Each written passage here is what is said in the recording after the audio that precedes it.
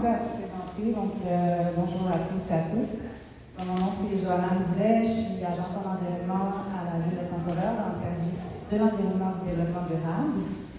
Je suis accompagnée de ma collègue qui est juste à l'entrée, qui a pris vos noms peut-être, ou certains d'entre vous. Amy, qui est coordonnatrice au service de l'environnement, qui vient tout juste de rentrer il y a comme 3-4 semaines, je crois. C'est ça. Et je suis accompagnée de vos partenaires, l'organisme de bassin versant de la rivière du Nord à Ville-Nord, donc Marie Pénélope qui est chargée de projet, et Mélanie Lauzon en arrière qui est la directrice générale de l'organisme. Donc ce soir, on se rencontre pour vous parler du projet du plan directeur du bassin versant du Grand Ruisseau. Donc on va commencer. Donc, un petit ordre du jour pour vous parler un petit peu de l'enchaînement de ce qu'on va se raconter ce soir. Donc, premièrement, on va parler de qui est Abri-Nord. Donc, c'est la ville, mais qui est Abri-Nord pour nous sur le territoire de Saint-Sauveur. On va parler d'une petite mise en contexte. Donc, pourquoi on a fait ce projet-là? Donc, avec les objectifs du projet, l'échéancier avec les différentes étapes de ce projet. On va se plonger un peu après dans le bassin versant du Grand Ruisseau, puis on va vous expliquer aussi c'est quoi un bassin versant par l'occasion.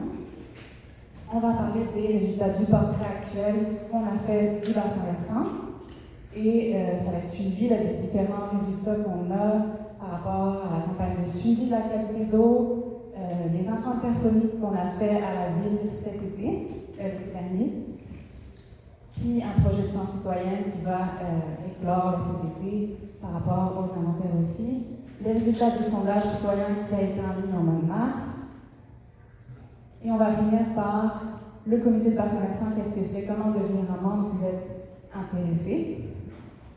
Et finalement, qu'est-ce que la ville fait déjà comme action pour aider la meilleure qualité de l'eau du Grand Ruisseau.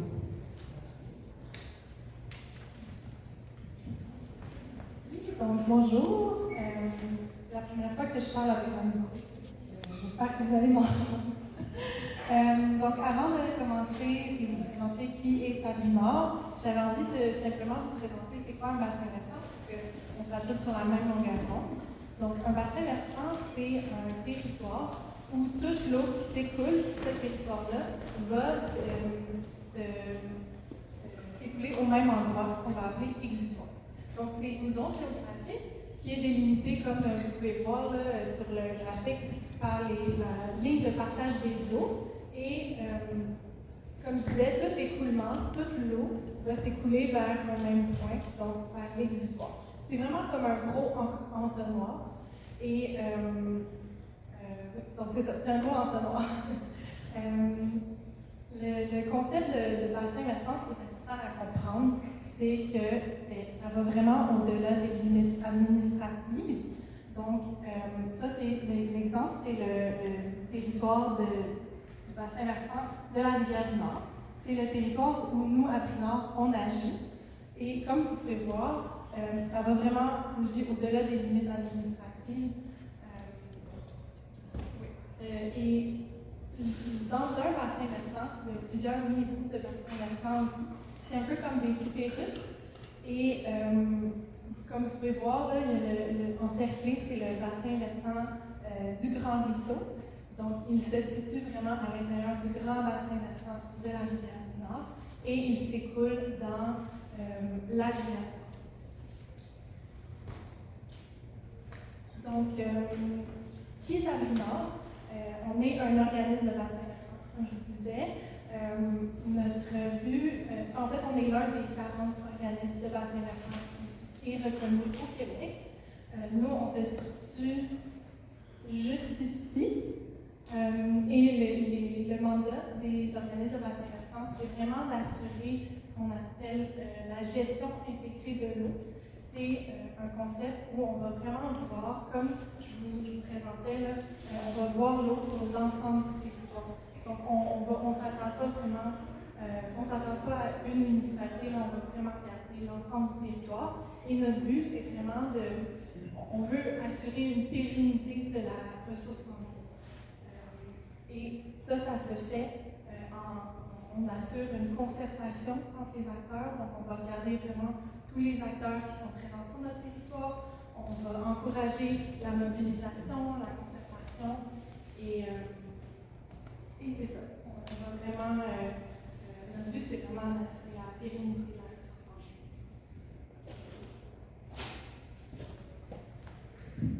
Si, donc pourquoi un plan directeur du bassin versant? Donc, je ne sais pas s'il y a certaines associations de lacs dans la salle, mais c'est à peu près le même principe qu'un plan directeur pour un lac.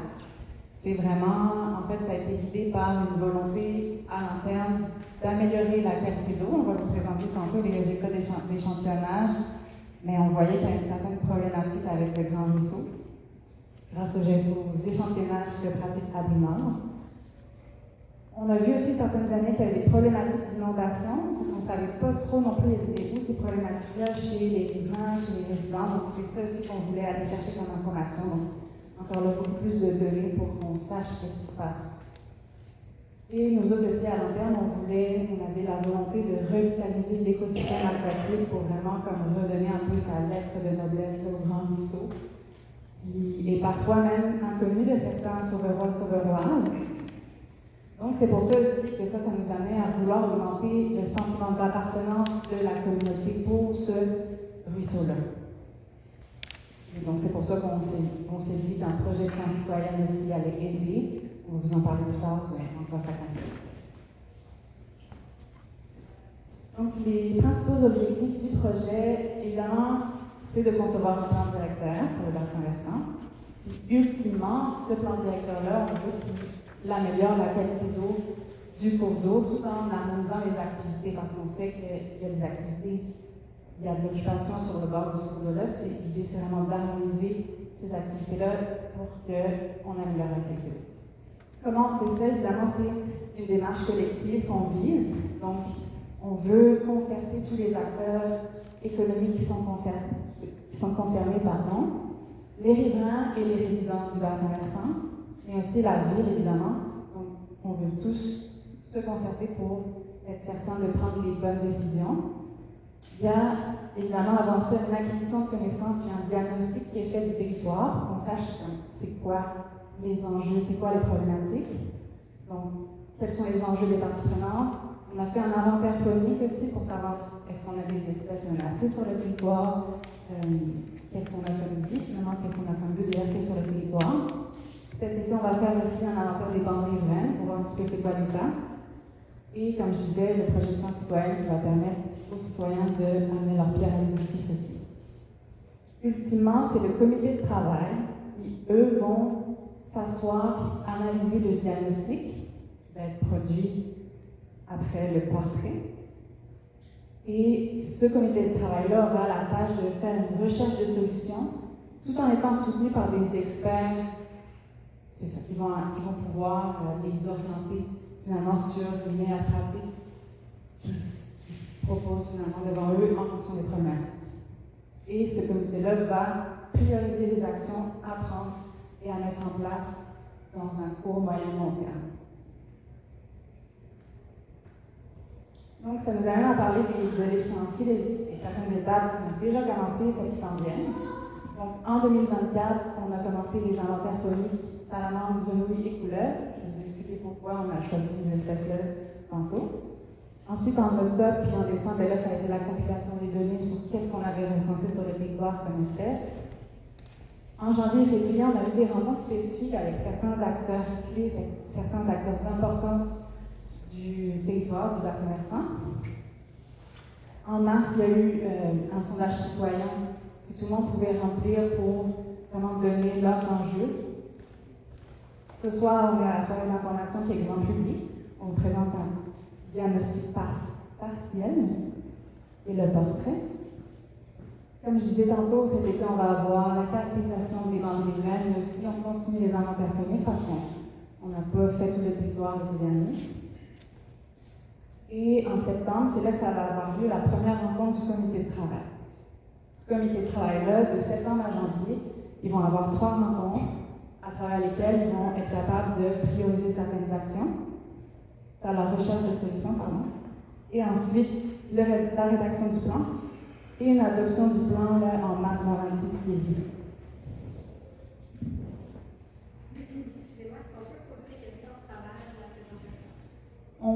c'est ça qu'on se dit, on peut. C'est sûr qu'il y a beaucoup d'informations qui s'en viennent. Fait que parfois, certaines questions peuvent être répondues à même la présentation. Fait que ce que je propose, c'est peut-être avant l'inventaire phonique, je vais demander si quelqu'un a des questions, puis là, après ça, on continuera l'inventaire phonique. Et on va laisser juste premier portrait, première présentation du portrait, puis ensuite, on pourra répondre à la moitié des questions. Sinon, à la fin, il y a quand même 30 minutes qui est réservée pour les questions. Donc, vous allez aborder la question des rôles et responsabilités des citoyens versus administration. Oui.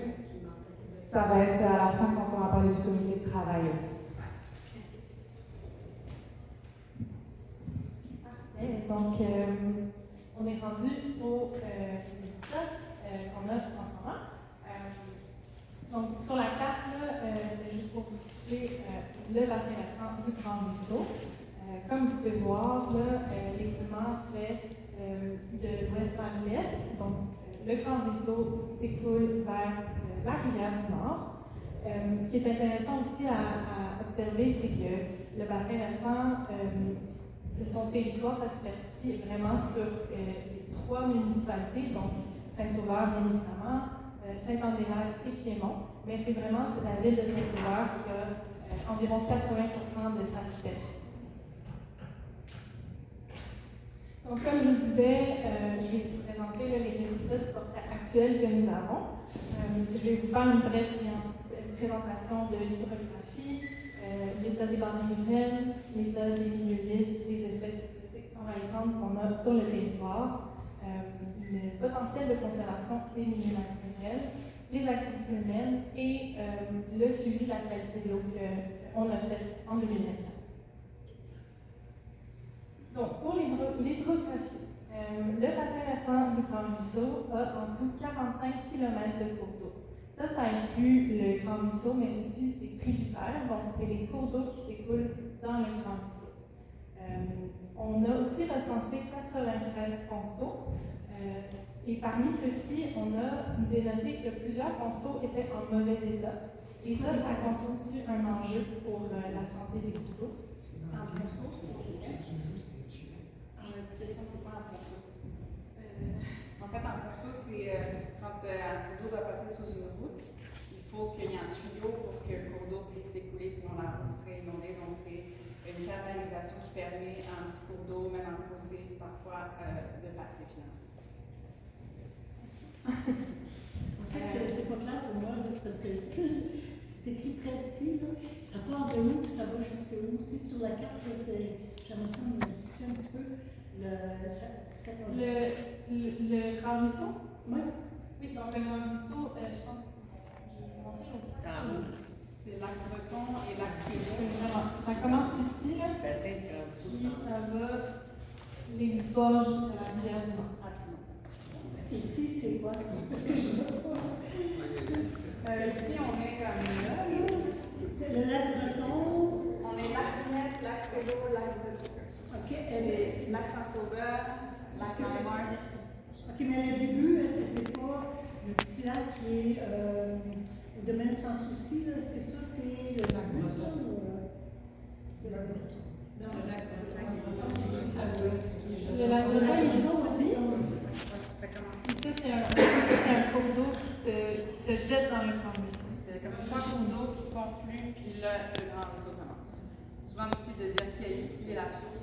Généralement, c'est plusieurs petits cours d'eau qui font que ça devient un gros cours d'eau d'importance. Ça s'en va vers le haut, finalement, qui est dans l'est, à l'est. En fait, Oui, ça s'écoule vraiment de l'ouest vers l'est. Vers Révo. jusqu'à Piémont. Piémont, Piémont, au niveau de la caserne des pompiers à Piémont 67. Je ne sais pas si vous voyez ça. Vous avez cette présentation-là va être disponible sur le Oui. site de la ville. Et l'enregistrement aussi, on est en train d'enregistrer. Sur le site de la ville de Saint-Sauveur? Oui. Génial, parfait. Juste pour comprendre les termes, parmi le bassin versant, il y a des lacs. Un lac, c'est un lac. Oui. Parfait. Puis un lac peut avoir son propre bassin versant. Comme Marie-Paulette disait, c'est des coupées russes qui s'envoient. Avec un bassin versant, c'est vraiment, on met une goutte d'eau, en fonction du relief, ça va s'en aller vers le bas. Donc, on peut aller vraiment ici dans les bassins versants, comme on peut voir ça à l'échelle de la rivière du Nord, à l'échelle du Grand Ruisseau. Donc, c'est juste une question d'échelle. Pour ce projet-là, justement, on va vraiment à l'échelle du Grand Ruisseau. Donc, vraiment, les limites là, en rouge là, sur la carte. On est où là-dessus, juste pour le temps? Là, le stade de Centre-Belle, en Centre-Ville. On est là, là? Ouais.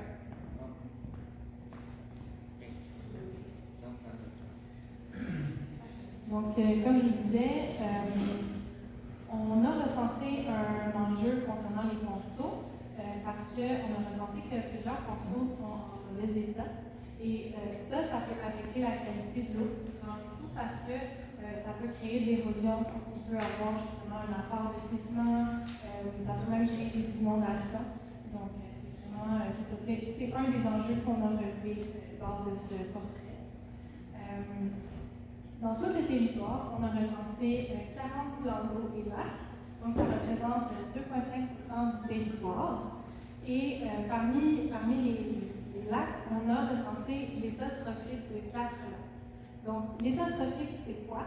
C'est le niveau de production biologique d'un lac et la qualité de ses nutriments.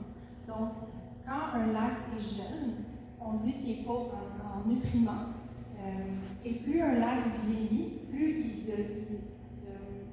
il a des nutriments, plus il devient, plus il a d'éléments nutritifs. Donc, dans le fond, c'est un phénomène de vieillissement d'un lac qui est naturel. Par contre, l'enjeu qu'on a soulevé quand on a fait l'analyse, c'est qu'on a des lacs qui ont des signes de vieillissement qui est plus rapide que naturellement. Et ça peut s'expliquer par exemple par un apport de phosphore ou d'azote qui est apporté dans le lac. Donc ça va faire que le lac va vieillir plus vite un peu. Donc c'est un enjeu à regarder, comment limiter justement l'apport de ces nutriments-là dans les lacs. Maintenant, les banques riveraines, la MRC des Pays d'en haut a réalisé en 2022 son plan régional des milieux humides et hydriques. Et dans ce plan-là, la MRC a regardé l'indice d'occupation des rives. Et ça, c'est un indice qui va évaluer en fait la qualité des banques riveraines. C'est un indice qui va évaluer la qualité de la végétation du cours d'eau jusqu'à 30 mètres des rives. Et ça va évaluer aussi le niveau d'utilisation des rives par les activités humaines. Donc, c'est vraiment un indice qui va nous dire si la banque riveraine elle est de bonne qualité ou si elle est dégradée. Donc, on a regardé justement les banques riveraines du Grand Ruisseau et ce qu'on peut observer, c'est que la section plus en amont, elle est dite de moyenne qualité. Et en bas, c'est le chemin du ponceau, donc le ponceau du chemin des méandres. À partir de ce point-là, jusqu'en aval, là, on a une qualité très mauvaise des banques riveraines. Donc ça s'explique par le fait qu'il y a un empiètement des activités humaines sur les banques riveraines. Donc ça cause une dégradation des bandes riveraines. Et les bandes riveraines sont vraiment importantes parce qu'elles servent de zone tampon pour empêcher la contamination du cours d'eau ou pour empêcher l'érosion des berges. Et c'est ça, c'est à noter que de toute la MRC, c'est le tronçon qui a eu le pire score des bandes riveraines. Donc c'est vraiment un enjeu à regarder. Maintenant, pour les milieux humides, sur le territoire du Grand Ruisseau, on recense en tout 90 milieux humides, ce qui représente environ 4,7% du territoire. Ça, c'est un enjeu parce que dans un bassin versant, on doit avoir un minimum de 10% de superficie en milieu humide et qu'en dessous de 5%, là, ça devient un état critique. Parce que le milieu humide, son rôle, c'est vraiment de filtrer l'eau, de soutenir la biodiversité. Et donc, quand il n'y en a pas assez en superficie, ça ne va pas remplir son rôle. Donc, les milieux humides sont affectés par des pressions. Et on a recensé 8 pressions sur le territoire. Donc, on a les activités résidentielles, les activités industrielles et commerciales, les activités récréatives, le creusage, le drainage, le remblayage, le transport d'énergie et le transport routier.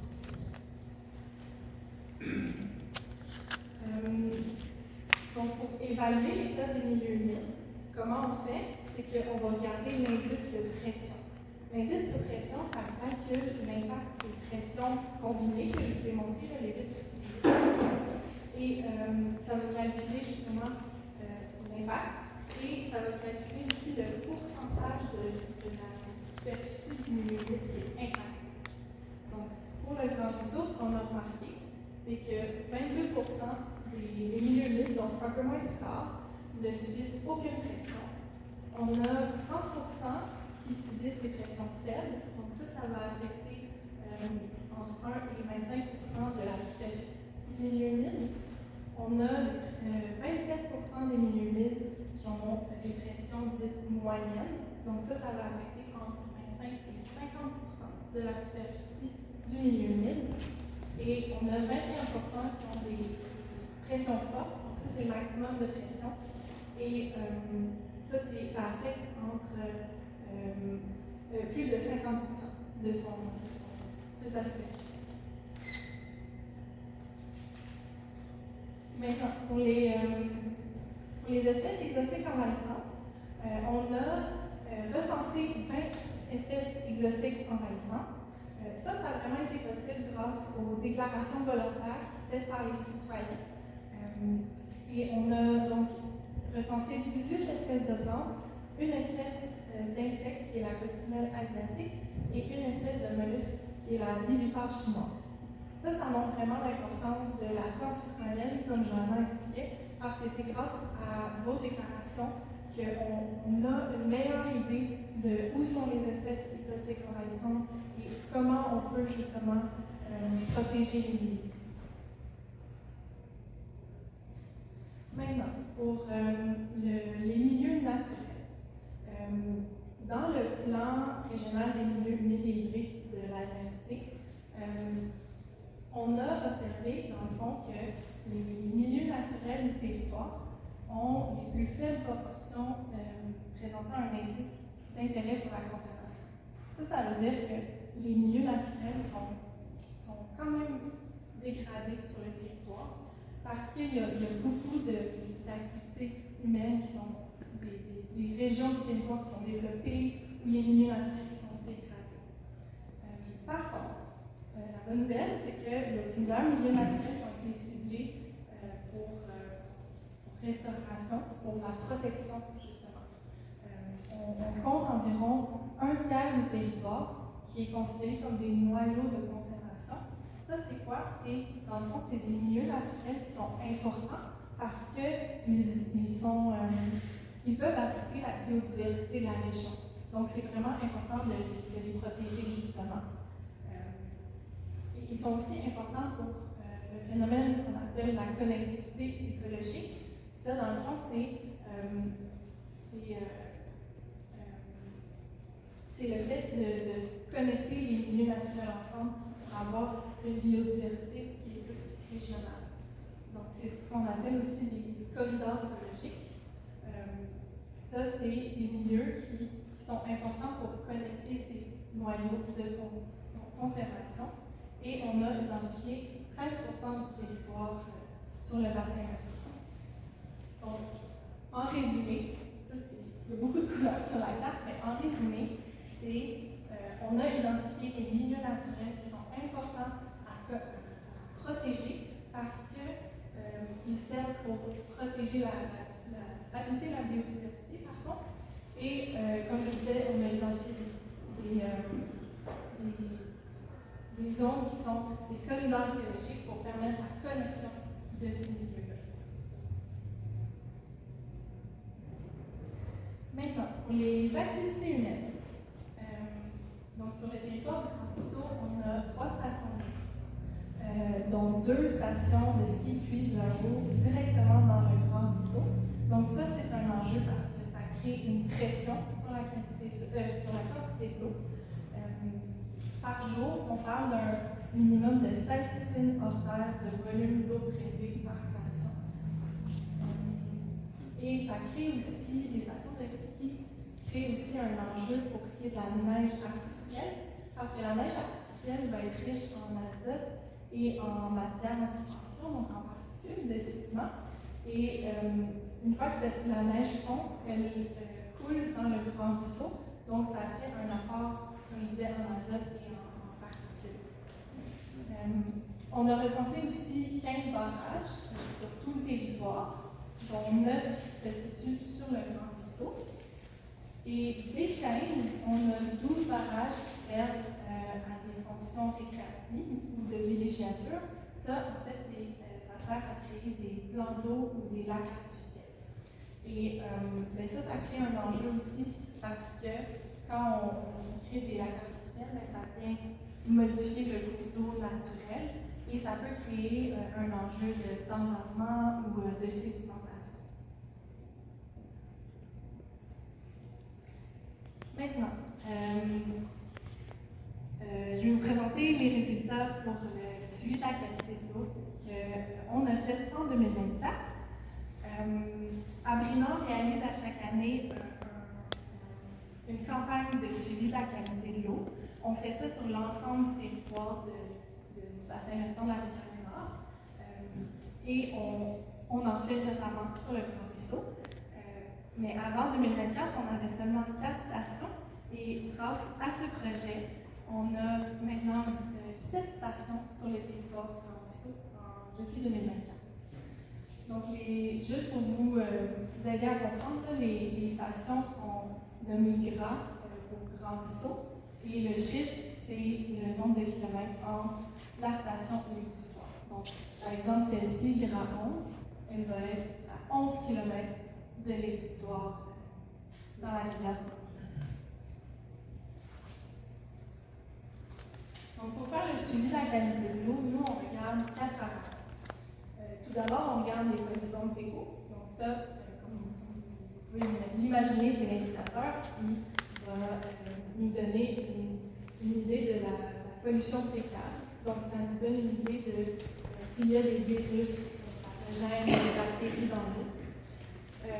Ça peut être dû notamment à cause de raccordements inversés ou, par exemple, des installations septiques individuelles qui vont être défaillantes, qui vont être trop vieilles, qui vont fuir dans le sol. On regarde 2 chiffres. 200 qui va être la limite où la baignade, au-dessus de 200, la baignade est non permise parce que c'est dangereux pour la santé. Et au-dessus de 1000, c'est dangereux par contact indirect. Donc, on ne peut même pas être sur l'eau, par exemple sur un kayak, parce que ça peut être dangereux d'attraper le virus. On a aussi les matières en suspension. Donc, ça, comme j'expliquais tout à l'heure, c'est les quantités de particules qui sont dans l'eau, qui proviennent des sols, par exemple.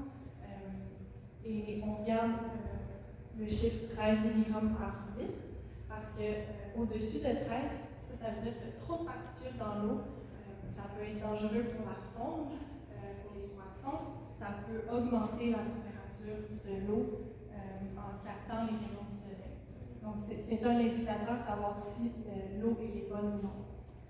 On a aussi le phosphore total. Donc, le phosphore, c'est un élément nutritif qui est essentiel pour la croissance des plantes, mais quand le phosphore est présent en trop grande quantité, là, on va avoir une croissance excessive de plantes, d'algues. Donc, ça devient trop. Donc, on regarde 0,53 mg. Et finalement, on a la conductivité spécifique. Ça, c'est l'indicateur qui nous dit il y a combien de sels minéraux dans l'eau. Donc, plus il y a de sels minéraux, plus il va y avoir une grande conductivité spécifique. Ça peut être dû, par exemple, les sels de voirie qui sont vendus sur les routes, qui vont, au printemps, par exemple, l'eau va tomber, donc va s'écouler dans le ruisseau. Donc c'est comme ça que la conductivité spécifique augmente. Et encore là, on regarde deux chiffres, 200 et 1000. Donc en bas de 200, l'eau est bonne. En 200 et 1000, elle est minéralisée, donc c'est un peu pollué. Au-dessus de 1000, là, ça devient dangereux pour la vie aquatique. Donc, pour les résultats, pour les coliformes fécaux, on a, en amont, on a un petit peu d'indicateurs, mais vraiment pas beaucoup.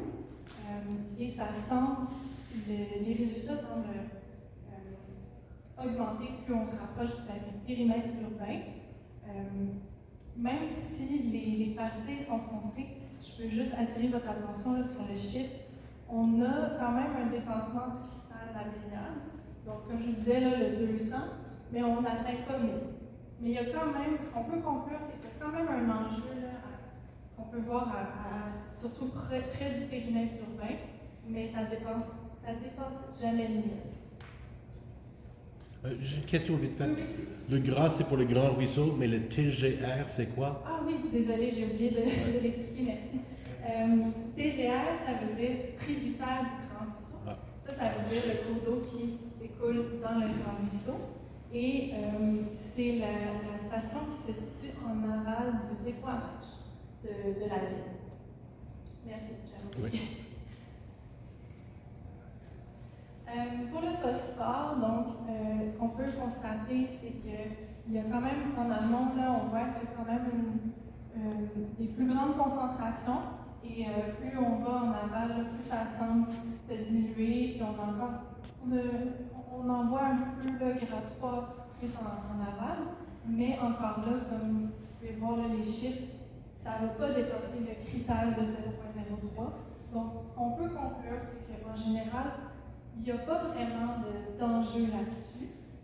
Il y a une station qui est peut-être un petit peu à investiguer, mais ce n'est pas un enjeu pour la santé.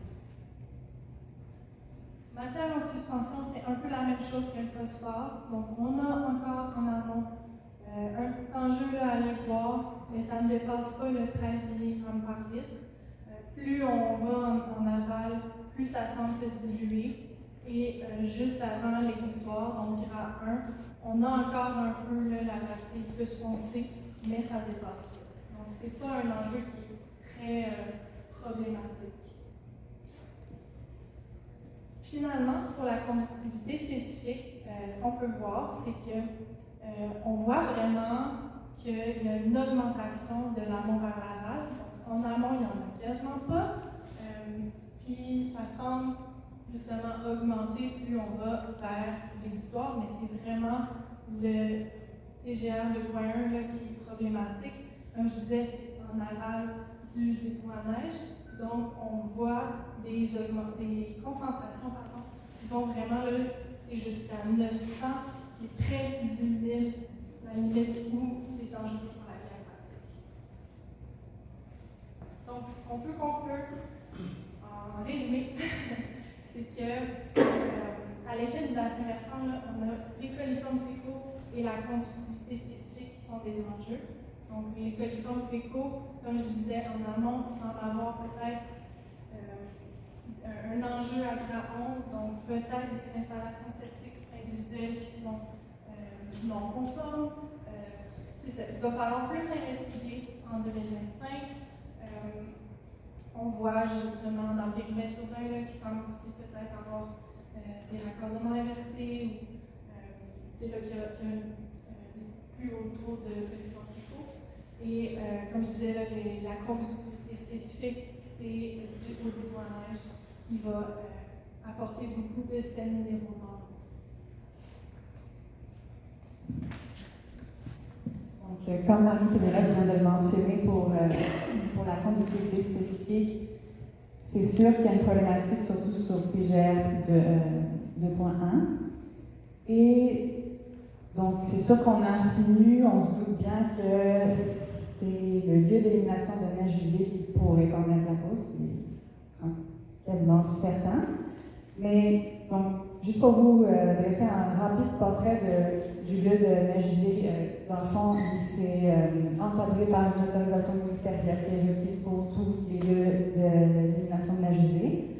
Il y a un bassin de rétention qui est à l'exutoire, disons, comme quand les eaux vont fondre, ils vont se déverser dans un bassin de rétention, ce qui fait une première filtration.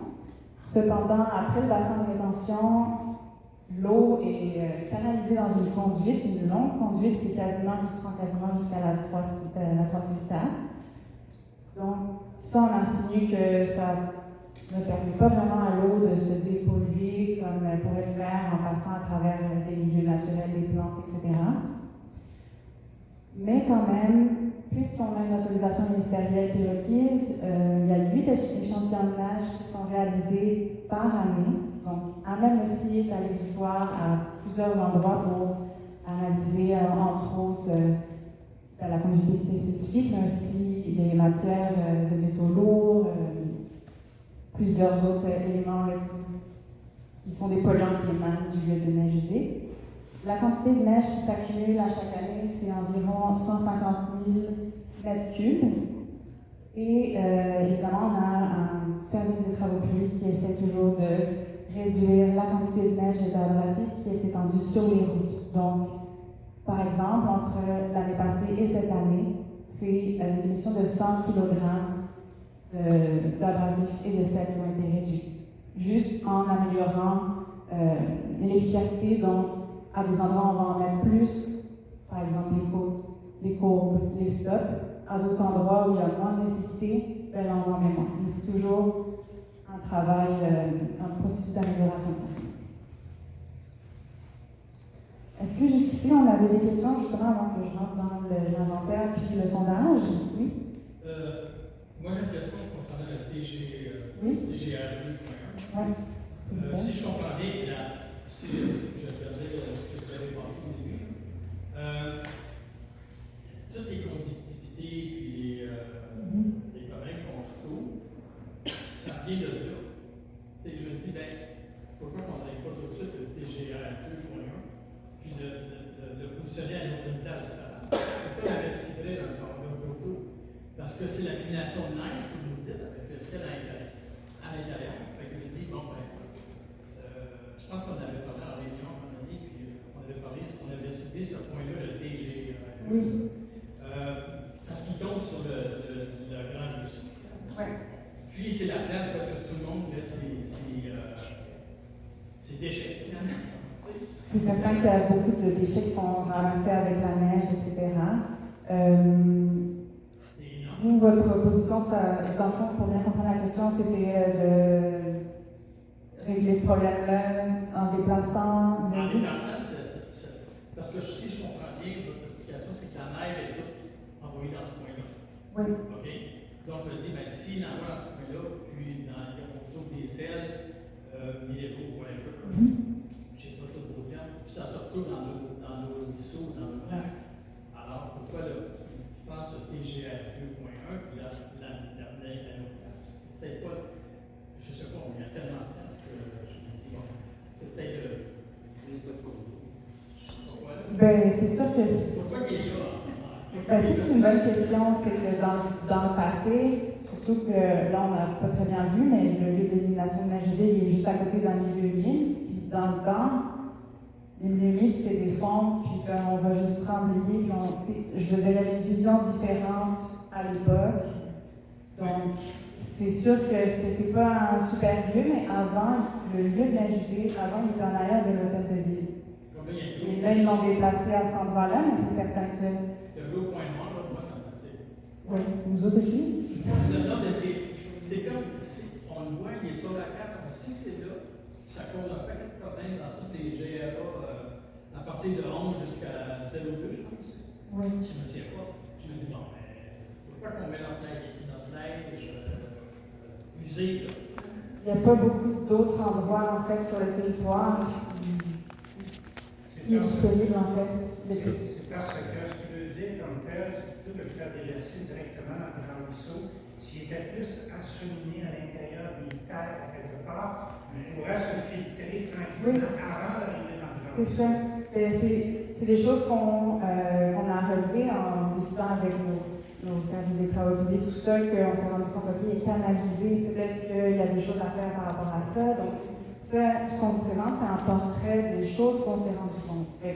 Par la suite, le comité de travail avec des experts vont se pencher sur la question, puis chaque acteur va avoir sa petite liste d'épicerie, disons, d'action à faire dans un court, moyen, long terme. C'est sûr qu'on aimerait que ça serait comme ça, mais c'est ça, c'est des changements d'ampleur qu'il faut penser, il faut que ça soit bien fait aussi. Donc, il faut qu'on se penche sur la question là, pour que... Mais ça, c'est un premier pas dans la bonne direction, c'est de s'en rendre compte et d'être conscient de ça pour faire les actions après. Oui, puis probablement que le deuxième point, je ne sais pas si vous allez en parler, mais on parle des selles, de la taille et tout ça, mais les sédiments, pour moi, c'est quelque chose qui me tient. C'est ça, donc il y a plusieurs enjeux. Puis là, on regarde un seul, mais il y en a d'autres aussi, dans les livrets, les sédiments, etc. Donc c'est pour ça qu'on veut rien oublier dans notre plan d'action pour le futur. Oui, madame. Oui, c'est vous. Oui. Est-ce qu'on sait, on a combien de temps, puis à quel pourcentage ça s'est dégradé à travers les années? Ben, je pense qu'à Brenard, c'est depuis 2010 que vous faites l'échantillonnage du Grand Ruisseau.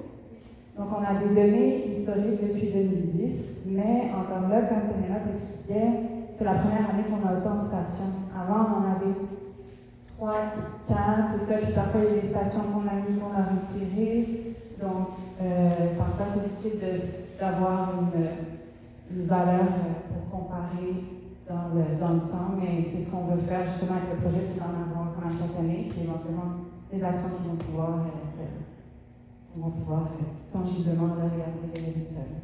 Peut-être une sous-question. Allez-y.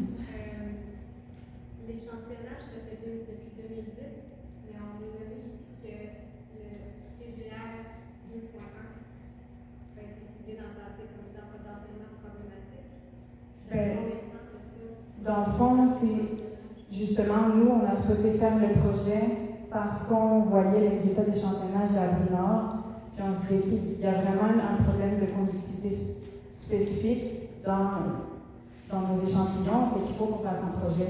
Donc, mais je dirais, quand est-ce que ça a commencé à...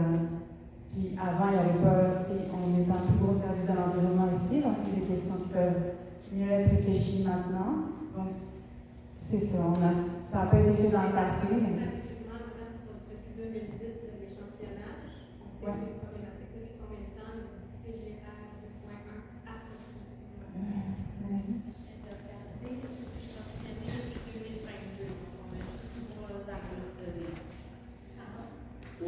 On a juste 3 années de données pour cette station-là. C'est échantillonné depuis 2022. Si les autres stations, est-ce qu'il y avait, on a échantillonné le TGR de 1 dans son je pense,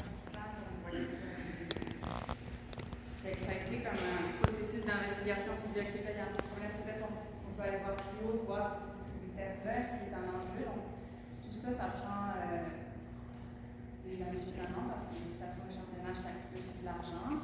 Donc, ça coûte de l'argent faire la preuve, mais l'identification du problème date, j'imagine, il y a plusieurs années avant le métier de station d'échantillonnage, ça vous a décidé comme problématique potentielle oui. À un certain moment. Donc, disons, je ne sais pas, vers 2015,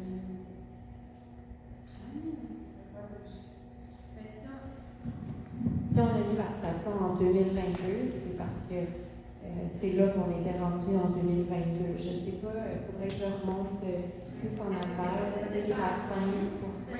c'est une bonne question, on va pouvoir. De toute façon, c'est sûr que là, c'est un portrait, mais c'est un diagnostic partiel qu'on vous présente parce qu'on continue tout l'été à collecter d'autres données et aussi on est ouvert à d'autres témoignages, commentaires du public par rapport à d'autres phénomènes, inondations, pollution, choses comme ça. Donc, c'est toujours bon d'avoir des bonnes données là, historiques. Voilà. Moi, je suis sur la rue de la Vallée, à côté du ruisseau. Mon inquiétude, c'est qu'on a des égouts pluviales. OK. Puis, sur mon terrain, ça va directement dans le ruisseau. Tout ce qui vient de la rue, ça va dans ça va dans le ruisseau. Puis, plein d'endroits où il y a un petit pont, ça va directement dans le ruisseau aussi. C'est ça, occasionne ça aussi. Puis au bout... Attends, c'est fini? OK, vas-y. C'est mon frère. Alors, on vit ensemble, on vit dans la même maison. Au bout de la rue de la Vallée, ils développent pour faire des maisons. Mon inquiétude, c'est avant, la forêt absorbait beaucoup quand ça descendait la fonte des neiges. Puis là, il y a des maisons, je ne sais pas comment ça va se faire, ça va être encore des égouts pluviales qui vont se ramasser là-bas. Parce que nous, on est là, plusieurs fois, quand c'est fond des neiges, il s'encongelé le sol, puis il pleut beaucoup, l'eau fait le tour de ma maison. Il est très inquiétant, il manque ça à 40 chez nous. Alors, ce que je veux vous dire, c'est que je ne sais pas comment ça va s'organiser, parce que ça vient même des terrains de l'eau bord qui ont un petit peu l'eau qui passe en arrière, puis là, ça déborde, ça va tout dans la rue, puis là, pendant 2-3 heures, on est très inquiets. Ça, c'est des bons témoignages à nous faire part parce que on appelle les partout, puis c'est des moments assez clés dans l'année qui arrivent. Donc ça, c'est évidemment des bons témoignages qu'on veut pouvoir... Alors, il y a les égouts pluviaux, comme je dis. Il y a aussi, comme je vous dis, l'eau qui se déverse en haut. Les constructions ne sont pas encore toutes faites, mais on voit qu'ils ont toutes libéré. Qu'est-ce qui va arriver avec toute cette eau-là qui descend? Ça m'énerve. Continue, tu peux y aller. Il y en a qui se fait plus longtemps que moi qui reste à Saint-Sauveur. Moi, je suis arrivé en 197 sur le bord de l'eau. OK. Hey, au printemps, là, il y a de la truite qui montait là, ici. Okay? Aujourd'hui, là, ça n'existe plus. Il n'y a plus de truite. OK? L'eau est claire. Il n'y a pas de bande riveraine, il n'y avait rien. L'eau est claire. On se baignait dedans. Aujourd'hui, là, ça ne baignera pas dedans. Il y a une chose que je peux te dire, c'est que sur la rue de la Vallée, à partir du pont, ils ont refait la rue jusqu'en haut. Ils ont mis des égouts pluviales sur chacun des terrains. Le gars lave son char, la dame reste son terrain, tout. Quand il pleut, moi je vais te dire, il y a 6 ans, à peu près 7 ans, j'étais dans la cuisine, je donnais mon café, je m'allais à matin à 8 heures. Le grand ruisseau était tout jaune serein. Il avait peinturé les lignes pendant la nuit. Oui. OK, des lignes dans la rue. Ça a tout coulé. Sais-tu où? La rue principale en haut, là, c'est des égouts pluviales. OK? Ils vont peinturer là, jusqu'au mont Habitant, sur la rue principale. Ça s'est rendu dans le grand ruisseau, jaune serein. Je allé voir la ville. Inquiétez-vous pas. C'est comme si tu prenais de la peinture à l'eau, tu nettoyais ça dans ton robinet. Il n'y a aucune inquiétude. Ça a pris peut-être 3-4 heures, ça a parti. Mais c'est juste pour vous dire que le grand ruisseau, en réalité, qui passe tellement à travers Saint-Sauveur, c'est un égout pluvial à air ouverte. C'est ça le problème. C'est un égout, vous n'avez pas de sang, vous n'avez pas d'égout en dessous de la terre. Ça, c'est des égout pluviales. À Saint-Sauveur, c'est ça. OK? Ça vient tout d'en haut. Nous autres, à un moment donné, il va peut-être falloir débourser pour le ruisseau. Pour tout le monde qui reste en haut, sa rue principale, que toute le eau descend chez nous, puis si la malle se ramasse là, moi, en fait, je fasse quelque chose. Wow! Ben, c'est pas du tout ça qu'on insinue, justement. Mais non, je veux juste l'objectif. te dire que c'est un problème. On peut parler de TGR ou je ne sais pas quoi, là, pendant des heures. Mais le grand ruisseau, c'était des coupes pluviales. Les rues ne sont pas propres. Autant plus l'hiver. Moi, je reste à la rue de la Vallée. Je peux te dire qu'il t'en passe des poids lourds, là. Des morceaux de calcium qui tombent dans la rue. Après ça, la rue, elle passe, puis après ça, sur le terrain. Et quoi, si on est au 20 ans, à côté du pont, là, avec une pépine, la ville, là, ils ont enlevé la neige. À côté des boîtes à bac. Ils ont enlevé la neige. Pourquoi? Tout le calcium, ça a tout ça, là. Des gars, pour pas qu'il y ait des flaques d'eau, ça s'en va tout dans le ruisseau. C'est pas ça. Mais tu sais, ça change pas, ça va empirer.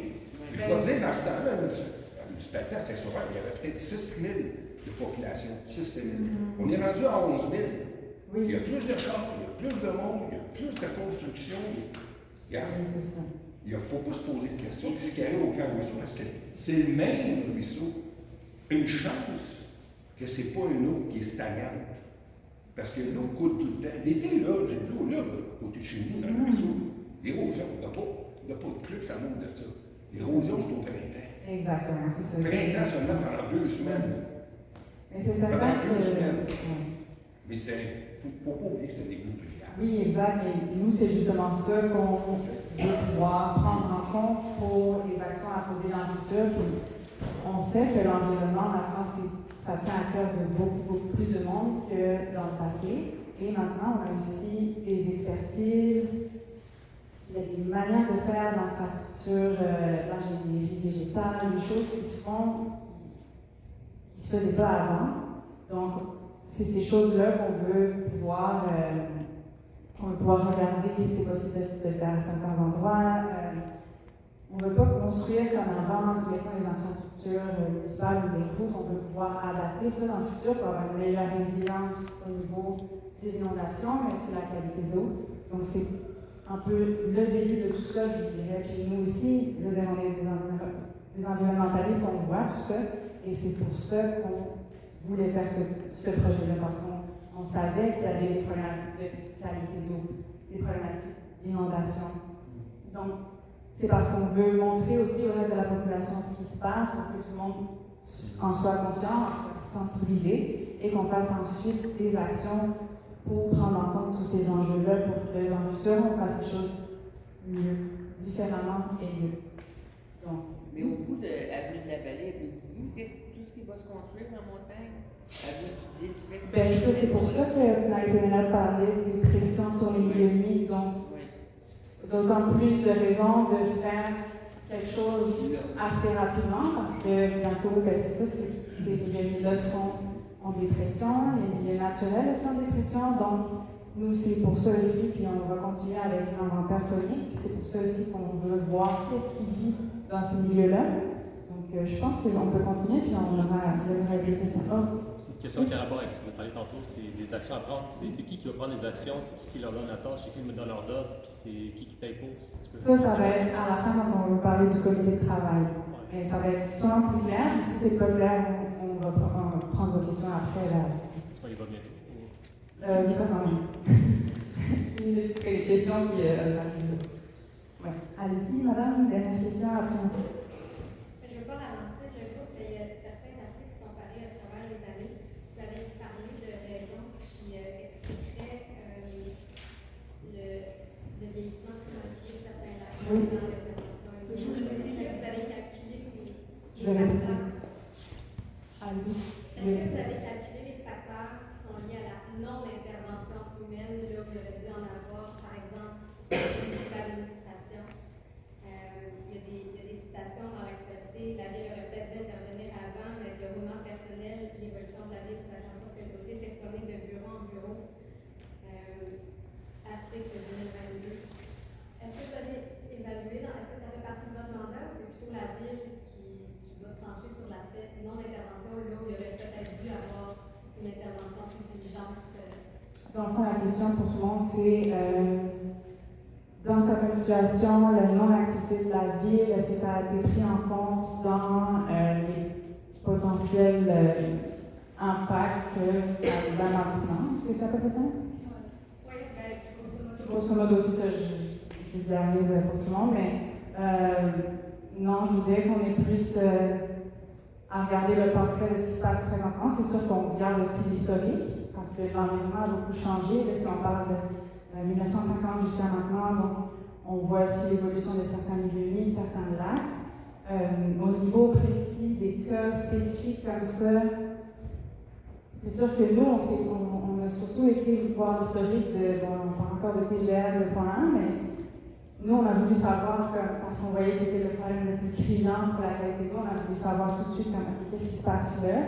Après, c'est sûr qu'on va investiguer plus en amont, qu'est-ce qui se passe.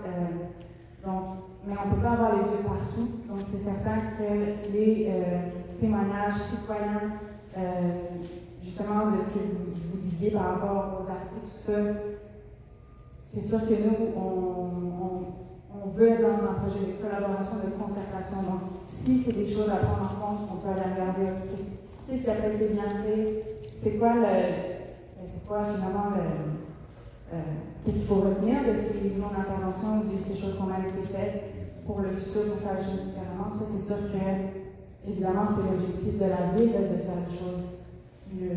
Mais on n'est pas allé regarder, on n'est pas.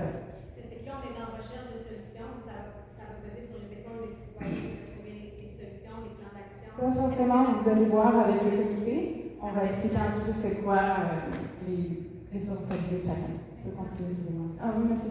Alors, c'est juste pour les commentaires concernant les bandes riveraines. Oui. Je crois que c'était un petit peu trop simple et vous devriez faire un meilleur devoir de marcher. Oui, bien, on va deux exemples.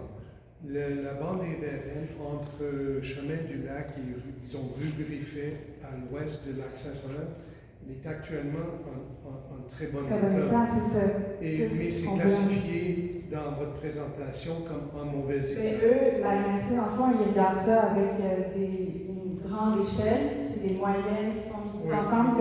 On sait que c'est pas assez précis. Dans le but d'une présentation publique, nous devrions mieux présenter ça. Il y a aussi le fait que dans les derniers 5 à 10 ans, les bandes riveraines, grâce à les efforts de la ville en environnement, ont beaucoup amélioré. Oui, absolument. Et puis, je crois que c'est bon de donner...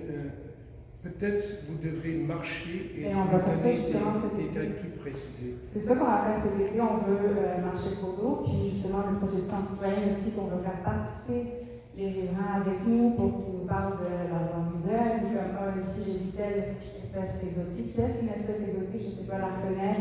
Donc c'est pour ça qu'on veut engager la communauté avec nous pour qu'on puisse ensemble collecter les meilleures données. Mais oui, on veut vraiment faire tout le cours d'eau dans le périmètre urbain pour voir c'est quoi les enjeux, c'est quoi la qualité de bande riveraine, est-ce qu'il y en a à certaines places c'est super, d'autres un peu moins. Donc ça va être fait cet été. Mais à la toute fin, c'est sûr qu'on va sûrement refaire une présentation pour vous présenter le plan directeur et les actions qui vont avoir été prises par le comité. Mais ça, on parle de la 26, peut-être plus tard. Donc là, c'est comme juste un petit preview sur on est en train de faire un projet, voici pourquoi, et on va espérer se revoir en 26, puis qu'on soit plein d'espoir sur ce qui va pouvoir être fait. Mais on va parler plus tard aussi. Donc, les inventaires phoniques qu'on a fait sur le territoire. Donc, pourquoi on fait des inventaires phoniques? Tantôt, je vous parlais des salamandres couleuvres grenouilles. Ça, dans le fond, c'est ce qu'on considère comme l'herpétofaune. Et pourquoi choisir ces espèces-là? C'est parce que c'est des espèces qui ont une réponse très rapide aux perturbations. Donc, ils font office de bio-indicateurs de la biodiversité de l'écosystème. Donc, ce sont un témoin de l'écosystème. Si on en trouve, c'est super, on a un bon écosystème en santé et qu'on les fait l'année passée, ça va nous permettre d'avoir des données, disons, témoins pour les autres années pour voir est-ce qu'on est en train, est-ce que l'habitat est en train de se dégrader ou non, est-ce qu'il tient et qu'il s'améliore dans le temps. Puis aussi, on parlait de certaines espèces menacées, susceptibles d'être menacées sur le territoire. Notamment la couleuvre à ventre rouge et la grenouille des marais. Je vous parle de ces deux espèces-là parce qu'on a retrouvé de la couleuvre à ventre rouge sur le territoire dans le bassin versant. Donc, on avait placé nos... en fait, comment ça fonctionne, c'est que c'est des bardeaux d'asphalte qu'on met à terre. Et évidemment, les couleuvres qui ont le sang chaud vont se mettre en dessous du bardeau. Et nous, l'inventaire, c'est qu'on vient, on soulève, on regarde s'il y a une couleuvre. S'il y a une couleuvre, eh bien, on l'identifie, on la prend en photo, on met le point GPS de où est-ce qu'on l'a trouvée. Les lieux qu'on avait identifiés pour les couleuvres, c'était des friches principalement. Donc, on a été dans le parc Molson, comme à la frontière de la mort de la vallée. Et on a trouvé beaucoup de couleuvres, dont aussi une grenouille des marais. On peut passer. Puis, ce que je présentais pour les couleuvres, c'était la partie en aval du bassin versant, non, mais dans la partie en amont. Donc, ce que vous voyez en jaune, c'était des zones qui ont été identifiées où on pouvait potentiellement trouver de la salamandre à 4 orteils. Puis, la salamandre à 4 orteils, elle a comme un grade de plus d'être désignée menacée, elle est vraiment menacée. Fait que là, on voulait savoir si on en avait sur le territoire. Puis, on avait salamandre des ruisseaux également, qui, elle aussi, a un stade d'espèces menacées. Ce qu'on a trouvé, puis encore là, C'est pas parce qu'on n'en a pas trouvé de la salamandre des ruisseaux, de la salamandre à catarpelle qu'il n'en a pas. C'est juste qu'il y a certaines zones qu'on n'a peut-être pas été faire l'inventaire. Et il y a peut-être certains moments de l'année où on n'en a juste pas trouvé. Ce qu'on a trouvé, c'est principalement la salamandre adéline et la grenouille des marais qui, elle, est susceptible d'être désignée menacée. Donc, c'était quand même une bonne découverte.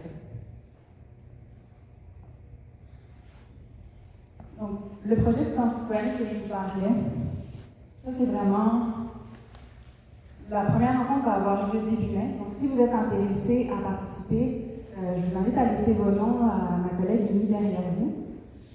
En quoi ça consiste? C'est vraiment une manière, tout le monde peut participer, dans le sens qu'on va travailler avec une plateforme gratuite sur laquelle vous prenez en photo une observation, que ce soit un végétal, un animal, et lorsque vous le mettez sur l'application, il y a des experts à travers le Canada, le Québec, qui sont capables de dire c'est telle espèce que vous avez pris en photo. Donc, c'est comme une communauté de naturalistes. Ça vous met en lien avec cette communauté-là. Et, ultimement, ça crée des données scientifiques qui peuvent être utilisées dans le cadre d'études ou dans le cadre d'évaluer, pour les décideurs publics surtout, qu'est-ce qu'on a sur le territoire, comment protéger ces espèces-là. Donc, si ça vous intéresse, là, c'est vraiment un projet qui va permettre, autant pour les bandes riveraines que sur l'entièreté du territoire, parce qu'encore là, on n'a pas des yeux partout. Donc, je vous invite à nous contacter. Ça nous amène au résultat du sondage citoyen.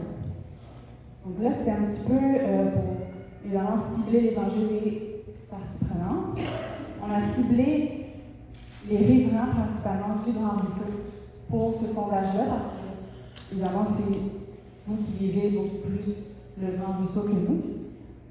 Donc, ça a été vraiment ciblé de s'en être envoyé 43 répondants, donc, dont 23 riverains directs. C'est pas beaucoup, hein? Non. Mais en général, dans les sondages, c'est un échantillon de la population, mais ça ne veut pas dire que c'est fini, la collecte de données des témoignages citoyens. Ça veut juste dire que pour la période du sondage, ça a été ça. Mais on est toujours ouvert à d'autres commentaires, à d'autres données qui continueraient à bonifier le portrait. Évidemment, l'importance que les répondants accordés au Grand Ruisseau, c'est une très grande importance, 77%. Quand on parle de l'importance que le Grand Ruisseau a pour la communauté locale, là encore là, on a des très gros pourcentages, mais tantôt on avait plus ou moins d'importance à 5%. Ici, certains considèrent que la communauté locale accorde moins d'importance au Grand Ruisseau. Il y a quand même encore une grosse majorité qui perçoivent que la communauté locale accorde une grande importance. Sur les 43 répondants, 24 ont accès aux berges. Donc, sur ces 24-là, principalement ce qui est pratiqué comme activité, on parle d'observation de la nature, pédinée. Et 36% faisaient de la nage, de la baignade, de la navigation, tout ça. Et 32% la petite randonnée sur les berges.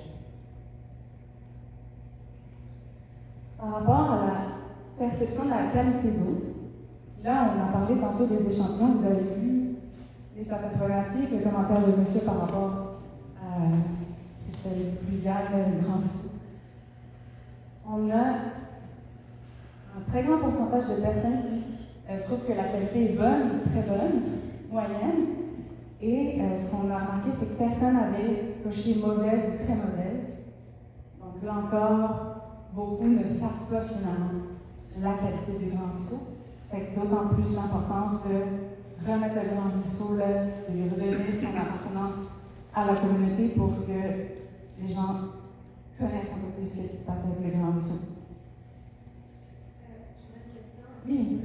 Est-ce que parmi les actions qui peuvent être prises, je me tourne peut-être à la représentante de la municipalité, est-ce qu'on peut user des tribunes citoyennes pour faire connaître ces données-là? Si les gens ont l'impression que la qualité d'eau est bonne, mais qu'en réalité elle ne l'est pas, des articles dans les foulées, des choses comme ça, est-ce que ce serait le genre de moyen? Ça peut être. Oui, parce qu'en passant, les résultats de qualité d'eau d'Abri Nord sont disponibles en ligne, le grand public. Donc, puis ça pour toutes les stations d'échantillonnage à travers le grand bassin de Rivière-du-Nord. Donc, on a aussi des stations à Rivière-Simon, par exemple. Par rapport aux inondations, donc là, on avait moins de répondants. Sur les répondants, on en avait seulement 9 qui avaient, seulement, je veux dire, c'est quand même déjà, mais 9 qui ont eu leur terrain inondé, qui ont empêché l'accès à certaines zones. 8 qui voyaient, par exemple, leur ponceau, leur quai endommagé, mais aucun des répondants n'a eu sa résidence inondée. Mais encore là, je veux dire, on a un mini-échantillon, il y a peut-être des gens qui n'ont pas répondu qui ont eu des inondations. 5 personnes ont vu les berges du cours d'eau s'éroder à la suite d'une inondation. Par rapport, ça c'était des propositions de solutions qui avaient été fournies aux résidents. La majorité trouvait que la protection, la création, la restauration de l'île humide était l'importance cruciale pour réduire le risque d'inondation. On parlait aussi de renforcement des berges, plantation d'arbustes, stabilisation, restauration des berges. Donc, on voit que c'est quand même 2 propositions qui sont des solutions par la nature. Donc, ce sont les solutions finalement qui sont parfois de qualité supérieure, disons. Mais quand même, c'est quand même assez partagé dans les pourcentages. Je veux dire, tout le monde trouvait que tout était une solution.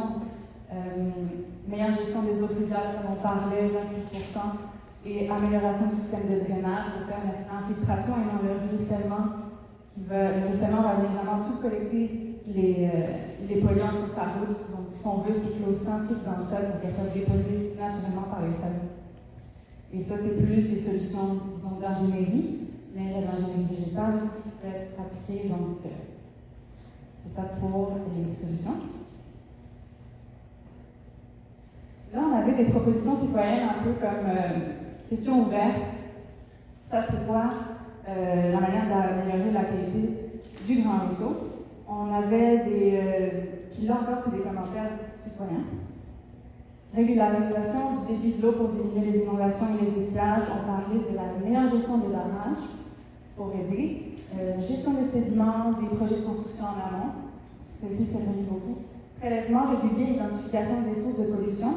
Donc, c'est ce qu'on va tenter de faire, c'est ce qu'on tente de faire avec l'échantillonnage. On est capable d'investiguer un peu plus pour la qualité d'eau. Respect et élargissement de la borne riveraine. Réduire l'utilisation des abrasifs et nettoyage actif au printemps.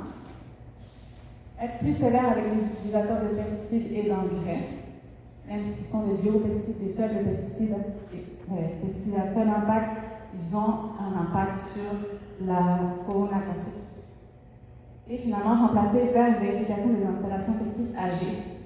Et là, ce qu'on voit, c'est que c'est des propositions citoyennes.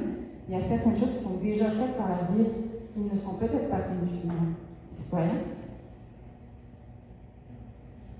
Là, ici, j'ai mis les commentaires tels quels des résidents par rapport au Grand Ruisseau. Je trouvais ça important. Je trouvais que c'était pertinent, les commentaires. Donc, je vais juste en lire un, par exemple. Cours d'eau en plein milieu d'une ville comme celle de Saint-Sauveur a une valeur et un cachet inestimable. Nous devons collectivement de protéger ces milieux naturels et de les reconnaître comme éléments du patrimoine particulier. Ça, je trouvais ça fort et vraiment inspirant. Par exemple, il y a une vie animale incroyable qui y habite et c'est une source de grande joie. Nous tenons à cœur l'environnement et sommes attristés par les perturbations des dernières années.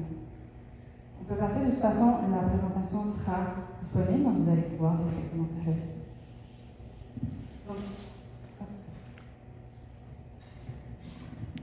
Oui, donc, comme on vous disait, pour l'élaboration de ce plan directeur de l'eau, on veut créer un comité d'assainissement. Ce comité-là, ça va être composé des usagers, des acteurs de l'eau, donc de vous. Et le but, c'est vraiment la création d'un plan qui va être adapté, qui va être réaliste, qui va être vraiment... ça va être votre plan. Donc, l'objectif, comme on expliquait, ça va être d'identifier toutes les problématiques, les enjeux que vous vivez, tous les défis que, en tant qu'acteur, vous vivez au quotidien. Et ça va vraiment permettre la mise en place de solutions qui vont être concrètes, qui vont être adaptées à votre famille. C'est pour ça que c'est vraiment important ce comité de bassin versant. Et comme je disais, là, le but final de ça, ça va être la création du plan directeur de l'eau. C'est ça, en concertation avec tous les acteurs. Donc, il y a plusieurs avantages, mais notamment, ça va être d'avoir un pouvoir décisionnel dans la création du plan, dans la mise en place de solutions.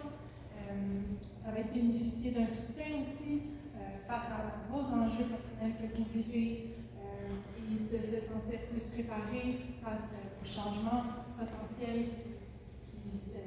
qui s'en viennent. Et en fait, ce qu'on recherche, nous, ça va être un comité d'environ 15 personnes. On va avoir jusqu'à 3 représentants par secteur. Donc, on recherche 3 représentants pour représenter les citoyens, les associations de lac, le secteur économique, le secteur municipal et le secteur de conservation. Advenant le cas où il y a plus que 3 personnes qui sont intéressées à joindre un comité, alors on va créer un sous-comité. Donc, vous allez être inclus dans ce comité-là, sauf qu'on va privilégier vraiment les 15 membres. Et comme je disais, là, le sous-comité, il va y avoir 3 personnes qui vont représenter ce sous-comité-là. Mais vous allez être inclus dans la communication, donc vous allez être informés. Et comme Madame disait, là, on a 3 rencontres. Donc ça va être en septembre, en novembre et en janvier. Et pour s'inscrire, il y a des papiers en avant, mais il y a aussi un code QR. Donc c'est ça, à la fin, on va le faire. Oui, il y a une question. Pour la composition du groupe, est-ce que j'imagine que les associations de lac, l'économique, le municipal, la conservation, c'est des entités qui ont plus de connaissances à la base sur les notions qui vont être discutées dans le cadre de ces groupes-là. Donc, ils ont peut-être par défaut plus de pouvoir décisionnel parce qu'ils sont informés. En tout cas, plus de pouvoir d'influence dans le groupe. Est-ce qu'il devrait y avoir une plus grande représentativité citoyenne puisqu'on est peut-être plus les initiés? Peut-être qu'il y en a plein ici qui se connaissent très bien en la matière, mais je ne pense pas que j'ai un gros poids comparé à une municipalité qui a étudié et qui a déjà pris certaines décisions par rapport à certains lacs. C'est une question que je soulève. Le but, c'est vraiment pas de créer une hiérarchie. C'est vraiment d'avoir que tout le monde soit sur la même longueur. Ça va être le partage d'informations. S'il y a certaines personnes qui sont, comme vous dites, plus connaisseurs, mais qui vont pouvoir partager leur vision, leur connaissance au sein de ce comité-là. Donc, on ne veut pas créer de hiérarchie, au contraire, on veut vraiment un partage d'informations. Justement, s'il y a des gens qui sont un peu moins connaisseurs, ben, on va tous les mettre sur le même plan d'égalité. Donc, c'est ça qu'on vise. On ne veut pas créer cette hiérarchie. Et c'est peut-être pas une question de hiérarchie que de jeu d'influence qui peut se faire sur cette table-là, puisqu'il y en a qui ont plus de connaissances et d'autres moins. Donc, c'est certain qu'il peut y avoir même des acteurs économiques qui ont moins de connaissances, autant que des citoyens super, avec un doctorat par exemple, en je ne sais trop quelle science. Donc, l'idée, ça va être que tout le monde a un peu d'égalité par rapport à leur vote au sein des priorisations des actions. Après, c'est certain qu'il y a de l'influence, je veux dire, entre les personnes. L'idée, c'est qu'on ait vraiment une concertation démocratique. Il va y avoir aussi, dépendamment des différents enjeux qui vont être identifiés, est-ce qu'on a besoin de plus de données sur, plus de connaissances sur tel sujet? Oui, tel sujet, on a besoin de plus de connaissances. Donc, on va amener un expert sur ce sujet-là qui va nous présenter en 30 minutes de qu'est-ce que ce sujet-là. Une fois qu'on aura écouté cet expert-là, on va avoir plus de connaissances au sein du comité pour ensemble prendre des décisions. Donc, le comité, ça va être aussi une manière pour ces gens-là, comme Marie-Pénélope disait, que tout le monde soit niveau d'égalité de connaissances égales. Après, c'est sûr qu'il y en a qui ont des connaissances personnelles plus, mais l'idée, ça va être de prendre ceux qui en ont moins pour les remonter, pour qu'on sache que tout le monde est vraiment dans le même niveau de connaissances.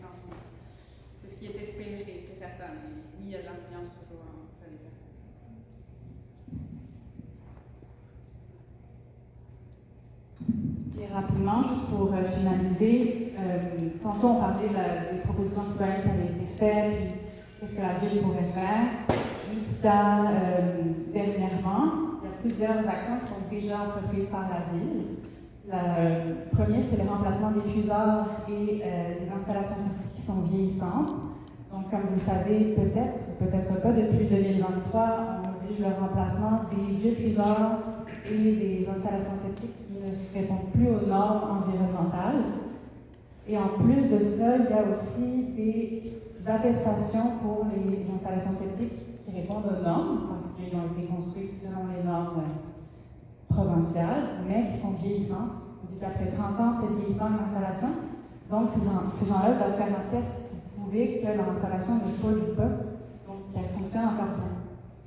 Ce qu'on a remarqué, c'est qu'avec ces tests-là, on a été capable d'identifier environ 5% de nos tests, des tests que les résidents remettaient étaient défaillants. Donc, ça nous permettait de déceler tout de suite les premiers signes de défaillance sur les installations septiques qui étaient vieillissantes.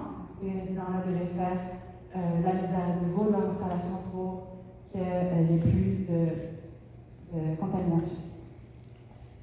Alors qu'avant, on n'était pas capable déjà même de demander le remplacement des puisards. Fait que là, on est vraiment en train, depuis 2023, de réduire à la source cette pollution que les formes d'éco diffusent. Il y a un diagnostic des foyers d'érosion qui a été fait par l'organisme Rappel en 2022 sur l'ensemble du bassin versant. Donc, principalement les ponceaux, comme on parlait tantôt, les ponceaux, parfois, quand ils sont mal, trop vieux, il y a de l'érosion qui peut être faite et ça peut aussi créer de la sédimentation. Mais il y a des foyers d'érosion, je veux dire, c'est juste là où le sol, on voit qu'il est à nu, puis ça s'érode tranquillement quand il y a la pluie, etc. On défaussé, par exemple. Donc ça, c'est des points précis qu'on a sur le territoire, que le service du génie, petit à petit, vient faire les remplacements pour améliorer la situation. On a notre plan de conservation des milieux naturels aussi qu'on a adopté l'année passée. Et ce plan-là, il y a l'ambitieux objectif de 30% de milieux naturels protégés d'ici 2035. Et on veut vraiment faire la promotion des corridors phoniques, comme Penelope le mentionnait, pour la faune, mais aussi la conservation des milieux humides. On a un règlement sur l'utilisation des pesticides et des engrais chimiques. Donc, on fait des tournées de porte-à-porte de sensibilisation auprès des citoyens qui sont utilisateurs des services de pesticides et d'engrais. Donc, on a une réglementation qui nous permet de demander un certificat à tous les entrepreneurs qui ont des clients sur le territoire. Et ces entrepreneurs-là, à la fin, nous remettent leur registre d'adresses sur lesquels ils ont épandu, nous donnent aussi le produit qu'ils ont épandu. Donc, on veut s'assurer qu'il n'y ait pas de pesticides de synthèse qui soient épandus. C'est simplement du biopesticide ou du pesticide à faible impact, mais comme je disais tantôt, c'est à faible impact pour les humains, mais pas forcément pour les poissons, pour les abeilles. Donc, évidemment, on veut faire la promotion de l'éco-pelouse, de la biodiversité à travers ça. On a un projet de règlement sur les gestions des eaux pluviales qui s'en vient. Donc, on en parlait tantôt. Donc, ça aussi, ça s'en vient. L'adoption va se faire prochainement au courant de l'été. Je ne sais pas la date, mais ça se fait prochainement cette année.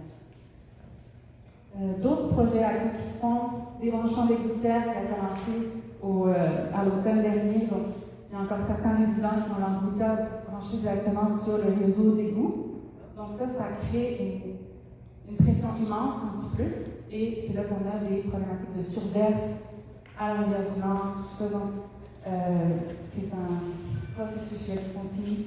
On a des subventions pour l'achat de barils d'eau de pluie pour aider les résidents à justement diminuer ces apports d'eau pluviale. On a un règlement sur le plastique à usage unique aussi depuis l'année passée. Dans tous les commerces et épiceries du territoire, ça permet de venir réduire à la source certains plastiques qui pourraient être jetés de la fenêtre de l'auto, dans l'environnement. Et on sait qu'un plastique, si c'est très léger avec le vent, avec la pluie, évidemment, ça se retrouve dans nos cours d'eau et ultimement dans l'océan. Cet été, en fait, pas cet été, ça va être l'inventaire des bandes riveraines. Depuis plusieurs années, on fait une inspection des bandes riveraines assez sévère pour être certain que les résidents respectent le 15 mètres, surtout au niveau des lacs, tout ça. Donc, ça, c'est vraiment quelque chose qui a été fait tout au long de l'année, ne pas pondre les 15 premiers mètres. On a des subventions à l'achat d'arbres, d'arbustes pour les bandes riveraines également, pour bonifier les bandes riveraines. On parle de 15 mètres, mais 30 mètres, c'est encore mieux. Donc, si on a la possibilité, c'est pas tout le monde qui a autant de terrain que ça, mais s'il y a la possibilité, pourquoi pas envisager un 15, un 20, 30 mètres si on peut. C'est toujours bon d'avoir cette réserve de biodiversité devant un cours d'eau. Et évidemment, notre campagne Biodiversité en tête, qui fait la promotion de l'habitat pour la biodiversité. Donc, on parle des corridors écologiques, on parle de la cohabitation avec la faune qui peut se faire. On a des séries de conférences sur la biodiversité. On en a eu l'année passée, on en a cette année. Les prochains sont sur les oiseaux, samedi prochain. Et d'autres sur les insectes aussi qui s'en viennent. Donc, comment cohabiter avec cette faune-là plutôt que contre la faune. Et on a aussi un laboratoire de biodiversité en arrière de l'hôtel de ville. C'est une zone qu'on n'a pas tondue, sur laquelle on observe qu'est-ce qui se passe avec le retour de la faune. On a ensemencé une grande partie de l'herbe indigène. Donc, on observe tout ça aussi pour encourager les résidents qui ont des zones de terrain qu'ils n'utilisent pas à observer qu'est-ce qui se passe lorsqu'on arrête la tonte, quels sont les animaux qui reviennent, les insectes, etc. Tout ça, ça fait partie de la chaîne alimentaire, de la santé, de la biodiversité. Donc, c'est pas mal ça pour nous autres, je crois. Oui. Donc, est-ce que vous avez des questions? Oui? Oui, la question tantôt que j'avais, c'était, vous avez pas couvert du tout ça. La question du comité? C'est qui finance ça? C'est quoi le budget? C'est quoi le... En fait, là, présentement, c'est la ville qui finance le projet.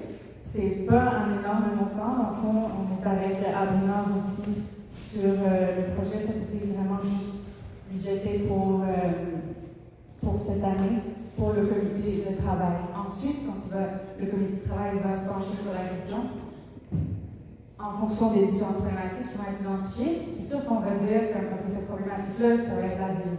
Que cette problématique-là, c'est plus, je sais pas moi, l'acteur économique qui est ici, ou que cette problématique-là, ça, c'est plus accessible pour les citoyens, parce qu'ils moins dépensent, parce que c'est plus facile.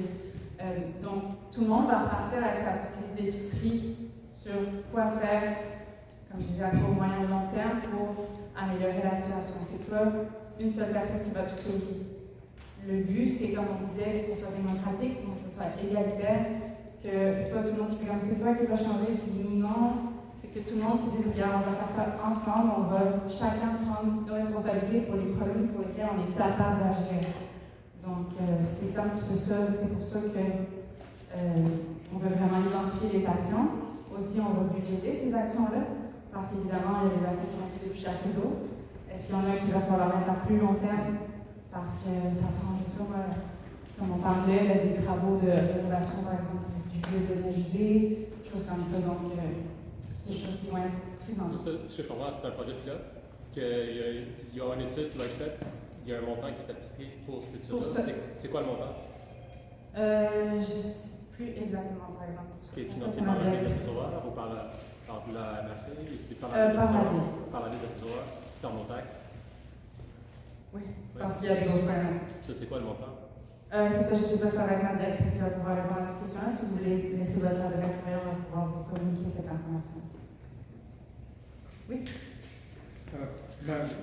Quand je vous écoute et je vois les détails des tests et tout ça, ça donne confiance parce que on parle de déneigement et de la neige. Les résultats c'est pas une mauvaise situation, mais c'est très bon que nous sommes conscients pour éviter que ça dégrade dans le futur. Une chose que vous n'avez pas mentionnée quand on parle de foyers d'érosion et tout ça, c'est l'effet des sentiers et des pistes de bicycles de montagne, des gens qui vont sur des terrains non autorisés, des sentiers non autorisés, mais aussi des sentiers autorisés. Comme exemple, je suis allé voir la nouvelle sentier sur la Marquise Et puis, honnêtement, ils n'ont pas fait des bons waterboards, tout ça. Il y a de l'érosion qui se fait là-dedans. Je crois quand on pense de l'ensemble d'érosion et tout ça, il faut que vous preniez en considération et faire des limites pour qu'on est certain que les sentiers qui se font dans le futur, et même ceux qui sont là, sont très bien organisés, qu'il n'y aura pas d'érosion et que c'est bien contrôlé comme il faut. Parce que j'ai vu des désastres d'érosion causés par les montagnes, les bicycles de montagne qui ne devront pas être dans les versants, qui ne devront pas être dans ces régions de tout. Alors, où les placer, c'est une autre chose. Mais il faut être conscient dans le plan du bassin de Grand Ruisseau, de ces activités-là et comment nous devrons les contrôler pour être certains que c'est best practices. Oui, c'est ça. Puis, c'est certain que la science du sentier, là, elle évolue beaucoup depuis les dernières années. Puis, on le voit même à la CEPAC, dans les parcs nationaux. Maintenant, on ne construit plus les sentiers comme on le faisait. On pense vraiment à l'écoulement de l'eau. Donc, ça va être justement, ça va être notre collègue ici. C'est la nouvelle normale. Absolument, il faut que ça soit là. Ouais. On peut-tu retourner au tableau juste avant? Oui. Le tableau du... Mon habitude. Oui. Implantation de la application de la réglementation demandant la non-ponte des 15 premiers mètres de la bande riveraine. Oui. Est-ce qu'on est sérieux en Plainville? Bien, c'est certain que là, on va vraiment avec l'adaptation parce que c'est des quartiers qui ont été construits à l'époque. Donc, là, présentement, justement, ce qui va être adressé, c'est ces problématiques-là de, OK, comment on fait, est-ce que c'est plus 10 mètres qui est raisonnable à ces endroits-là? Parce que je veux dire, 15 mètres, c'est la maison, là, donc, c'est ça. Donc, mais est-ce que, par exemple, je dis pas moi, est-ce que c'est de l'embouchement, puis là, on peut faire une certaine ingénierie végétale pour que ça soit mieux boisé? Est-ce qu'il y a d'autres choses à faire pour le temps d'abord les vins? Est-ce qu'il y a une bonification d'abord les vins qui peut être faite à cet endroit-là? Donc, c'est certain que ça va être du cas par cas pour les résidents à ces endroits-là. Et la ville, évidemment, prend en considération ça. C'est certain qu'en périmètre urbain, ça n'a pas été le 15 mètres qui a été fait dans le secteur. Ça a été pour des terrains, surtout autour des lacs, ça a été beaucoup plus. Parce que moi, j'ai beaucoup de boisiers, beaucoup d'arbres près de l'eau. 15 mètres, c'est impossible parce que c'est ça, exactement. Fait que ça va être adapté pour les situations évidentes. Oui. Allez-y, madame. De la même manière que madame parle, il semble que le problème vienne de l'amont, qu'on coupe les arbres, qu'on fasse des pistes et tout ça, qu'on crée une nouvelle rue, mais on ne règle pas ce problème-là en amont. On demande aux gens qui sont en haut. Non, ben, l'idée dans le comité de bassin versant, c'est qu'on soit tous sur le même pied d'égalité et les enjeux. C'est vrai que dans les sens, c'est de la faire une protection en amont, ou pas ici. Ben, en fait, c'est que tout le monde va faire une protection. Autant les gens dans la banque qu'en aval, mais avec les caractéristiques qu'ils ont, avec les moyens qu'ils ont. Donc, ça ne va pas être le même enjeu en amont qu'en aval. C'est la ville. C'est les actions de la ville. Oui, c'est ça. Donc, qu'est-ce que la ville fait pour prévenir ça en amont à son niveau à elle, avec les forces qu'elle peut exercer? Parce que toutes les maisons qui se construisent en haut de la montagne, là, tantôt, ça fait un problème sérieux. c'est ça. On a des sommets de montagne qui n'ont plus une maison. On peut vous envoyer à la marquise. Oui, on sait ces problématiques-là. C'est sûr que, je veux dire, les terrains privés restent des terrains privés. En premier temps, qu'ils soient développés, on ne peut pas trop l'en empêcher avec les réglementations qu'on a présentement. Après, c'est certain qu'il y a des choses qui peuvent être faites aussi. Donc, dans le futur, est-ce qu'on peut mettre en place des réglementations qui vont être faites? Là, c'est ce qu'on fait déjà, mais c'est bon, on ne veut pas s'asseoir là-dessus. Nous autres, on veut qu'on ait une liste d'épiceries pour nous-mêmes aussi à la ville pour savoir quoi faire. Nous-mêmes à la ville, qu'on soit capable de prendre notre service d'hygiène, des travaux publics, qu'on soit tous ensemble autour d'un projet constituant comme ça. Parce que moi, quand je regarde ça, comment la ville a pu permettre la construction sur toute la montagne? Parce que les réglementations n'empêchent pas. Hein? Parce que la réglementation n'empêche pas le développement. Mais c'est qui Mais il va falloir qu'il règle ça. Qui donne les permis. Ouais. Lui. Ah! Non, mais c'est qui donne les permis? C'est la réglementation. Les villes ont toutes à peu près la même réglementation. C'est les lois, ça a été monté comme ça dans le passé, évidemment. C'est les humains qui montent les lois, c'est les humains qui peuvent changer les lois aussi. Donc, dans le futur, est-ce qu'on veut adapter ces choses-là? Évidemment. Mais ce qu'on a vu dans d'autres administrations ailleurs au Québec, c'est que peut-être que certains business owners parfois profitent de la réglementation en place. Donc, moi, j'invite tout le monde à exercer un peu à ce niveau-là. La ville a une responsabilité à prendre. Oui. J'aimerais juste répondre à ce point-là, parce que je connais un peu la construction et tout ça. Et il faut dire que c'est pas juste de dire pas développer en haut et tout ça, mais d'avoir les contrôles. Et je peux vous dire que la ville est très exigeante de mon point de vue.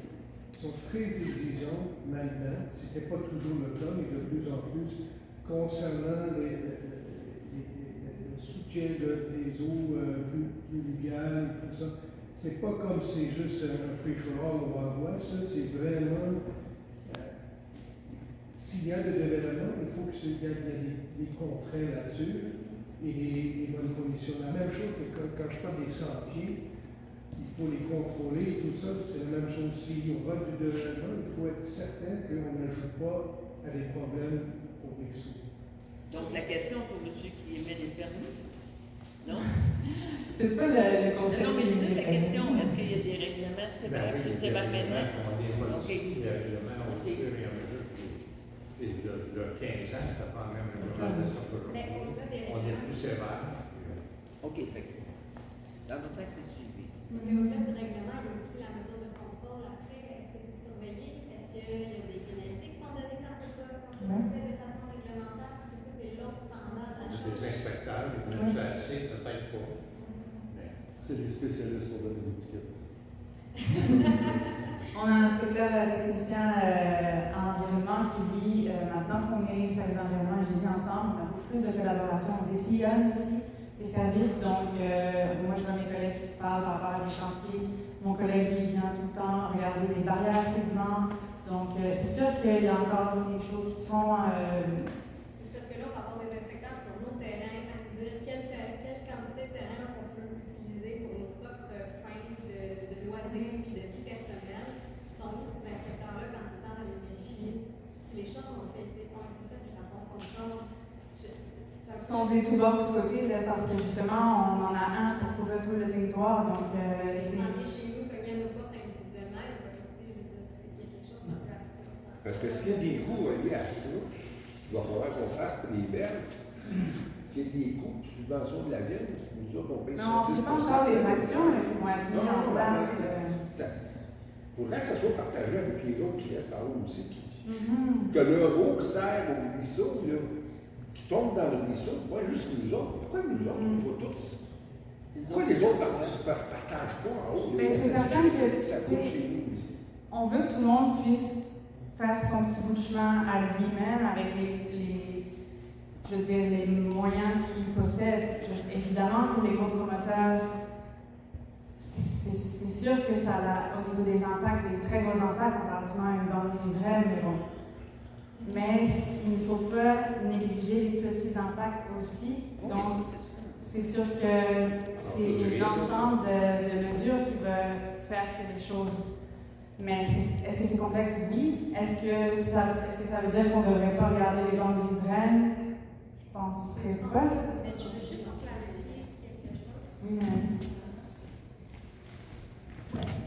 Oui, Ce qu'on a présenté au tout début, c'est vraiment la gestion du bassin versant au complet.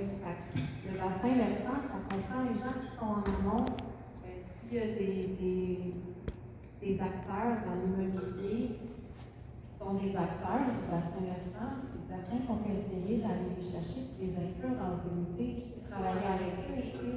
C'est dans leur intérêt. Si ça leur coûte rien de faire des dommages, ou que ça leur coûte des peanuts de payer parce qu'ils n'ont pas souscrit au règlement, ils n'ont pas bien fait ça, comparé à la poche d'un citoyen, eux, ça leur coûte rien, les dédommagements. Je veux dire, c'est quoi leur intérêt, eux, de participer à la démarche? C'est ça l'idée de la gestion intégrée de l'eau. d'amener tout le monde autour de la table pour travailler ensemble. Fait qu'on a intérêt, nous, je pense, à écouter d'abord ce que vous avez à dire, vos suggestions, puis travailler pour aller chercher des gens qui peuvent mettre en application ces suggestions-là. On va travailler ensemble, là, on se pose pas ça. C'est justement ça l'idée, c'est de travailler avec les gens. Je voulais juste ramener ça un peu, le concept de bassin versant et de gestion intégrée. Là. C'est pas juste de demander aux gens en aval qu'est-ce qui va pas bien et qu'est-ce qu'eux ils peuvent faire. C'est d'aller faire réaliser aux gens en amont qui ont un impact en aval, puis de travailler avec eux pour minimiser cet impact. Parce que cette forêt-là, je vous parle au bout du chemin de la vallée, là, c'était une forêt, ça absorbait l'eau, c'était magnifique, c'était les arbres, on avait des sentiers. Mais là, ça va être juste des rues, des maisons. Ça va absorber quoi? À moins d'avoir vraiment des égouts qui vont ailleurs. Une fois que tout va être fait, des rencontres, comme vous allez arriver avec une photo, un plan d'action, des décisions qui vont être prises. Est-ce qu'on est sûr que ça ne dormira pas sur une tablette? Qu'est-ce qui fait? C'est quoi le pouvoir là-dedans pour s'assurer que toute cette démarche-là va aboutir sur quelque chose qui va vraiment être concret et bouger? Ouais. Ça revient à une question que je m'en pose aujourd'hui. Moi, j'ai un petit problème avec le calendrier qui parle du mois de septembre 2025. Ça veut dire qu'on efface tout ce qui se fait cette année. On commence juste en septembre 2025. Pour le comité, pour les rencontres. Mais nous, ça fait 13 ans que je suis au bord du lac. Je ne sais pas combien de temps que je suis au bord du lac. Il n'y a rien qui se fait, il n'y a rien du tout. Tout ce qu'on voit, c'est des belles présentations. J'apprécie beaucoup ce qu'Abrina en fait parce que c'est vraiment important pour nous. Moi, je vais sur leur site toutes les semaines savoir si je peux me payer. OK, sauf que les résultats ne sont pas toujours là, mais ça, c'est autre chose.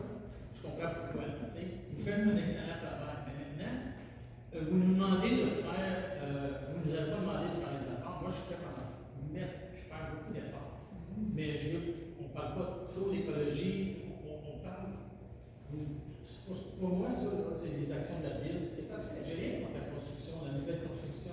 C'est juste la façon que c'est fait qui était un petit peu bonne, en guillemets. C'est un petit peu. On a trouvé des cours d'eau, on a trouvé de la boue dans nos lacs.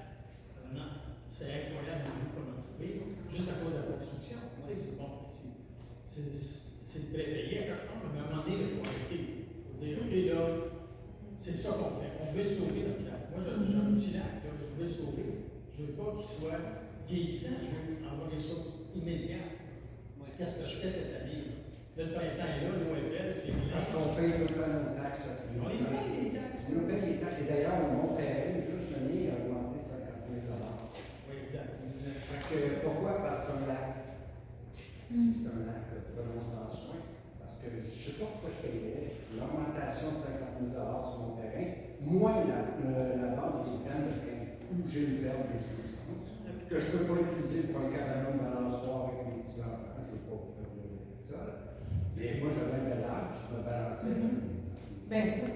Alors, nous, on fait des efforts, comme on a dit depuis tantôt. Les gens, sur le bord du lac, on a certains lacs, la problématique s'applique ailleurs aussi. On fait des efforts, tes taxes augmentent, tu n'as plus le droit de jouer sur 15 mètres de ton terrain, tu n'as pas le droit de tomber à la gazon, il faut que tu achètes des arbres spéciaux pour que ça marche, tout ça. Il n'y a personne qui nous aide. Là, tu peux toujours me dire, vends ta maison, cash, parce que tu as un bon prix, parce que ça vaut. Ça se passe pas bien, là. Ma question, c'est qu'est-ce qui nous assure que ce n'est pas tout le temps nous autres, sur le bord, les riverains, qui vont tout le temps défrayer? C'est ça. Est-ce qu'on doit dire à la ville d'interdire la construction comme on le va à certaines hauteurs, les 300 mm, tu as le droit de construire? Est-ce qu'on doit dire à la ville d'aménager le petit ruisseau comme ils font en Europe? Je sais que le ministère le ministère de l'Environnement, tu n'as pas le droit de faire ci, tu n'as pas le droit de faire ça, tu n'as pas le droit de faire ça. Mais Vache-à-Monie, ils ont mis de la bière et de la roche, puis ils gèrent la crue des glaciers, tout ça, ça se fait. Oui, effectivement, je suis d'accord avec toi, il faut le faire. Mais ici, ça pourrait être un point d'intérêt, c'est une vision de myope, là, que de dire que les lacs, ça se remplit, qu'il n'y a rien à faire avec ça, c'est comme ça. Comme on s'est déjà fait répondre, je pense qu'il manque de vision de dire qu'on a un élément naturel précieux, puis pourquoi on ne devrait pas le protéger.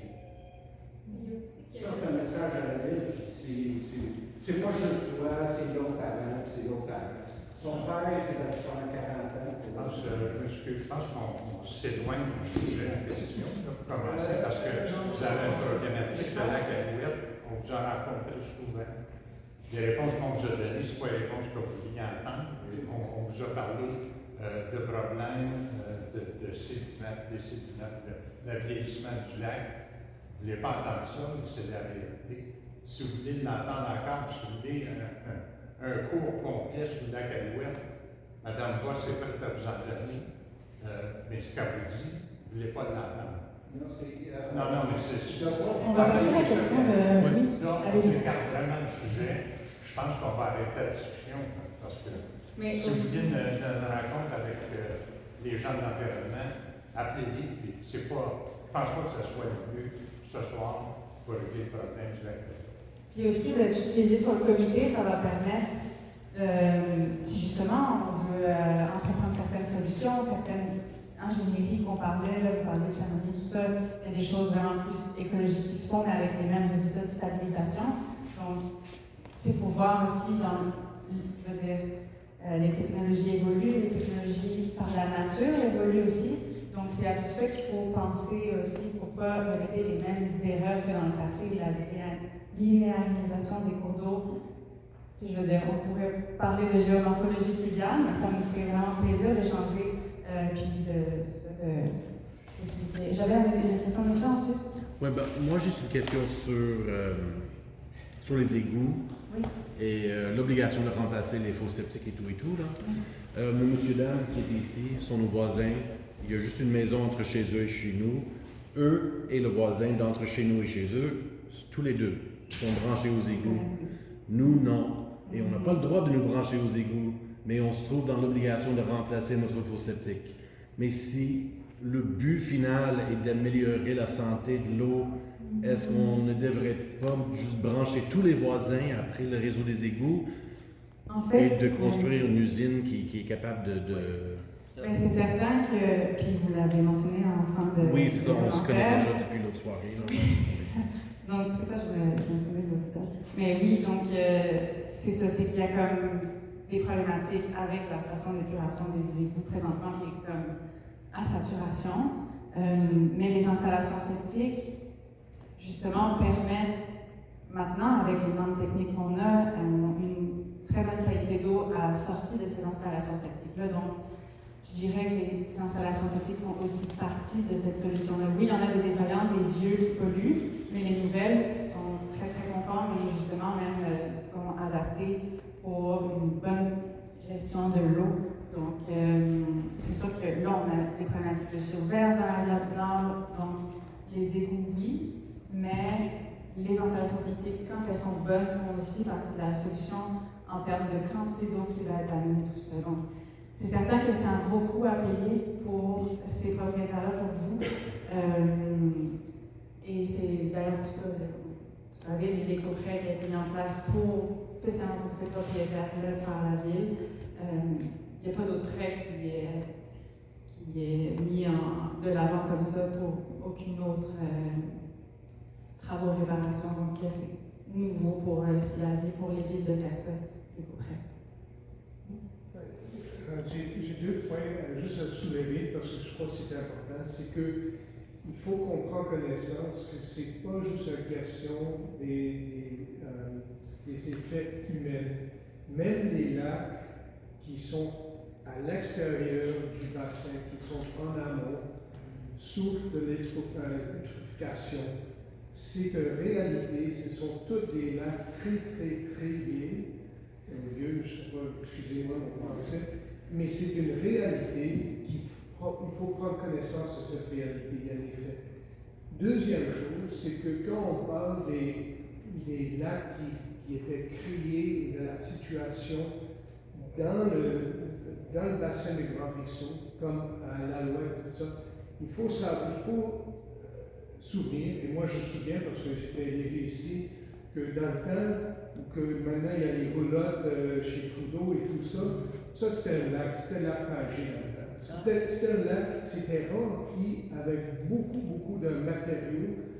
Et puis, quand on voit le TGR et tout ça qui descend, ça, il y a beaucoup d'eau qui descend là, ça va dans cette région-là, c'est pas une base stable comme c'était le cas dans la nature avec le granit et tout ça.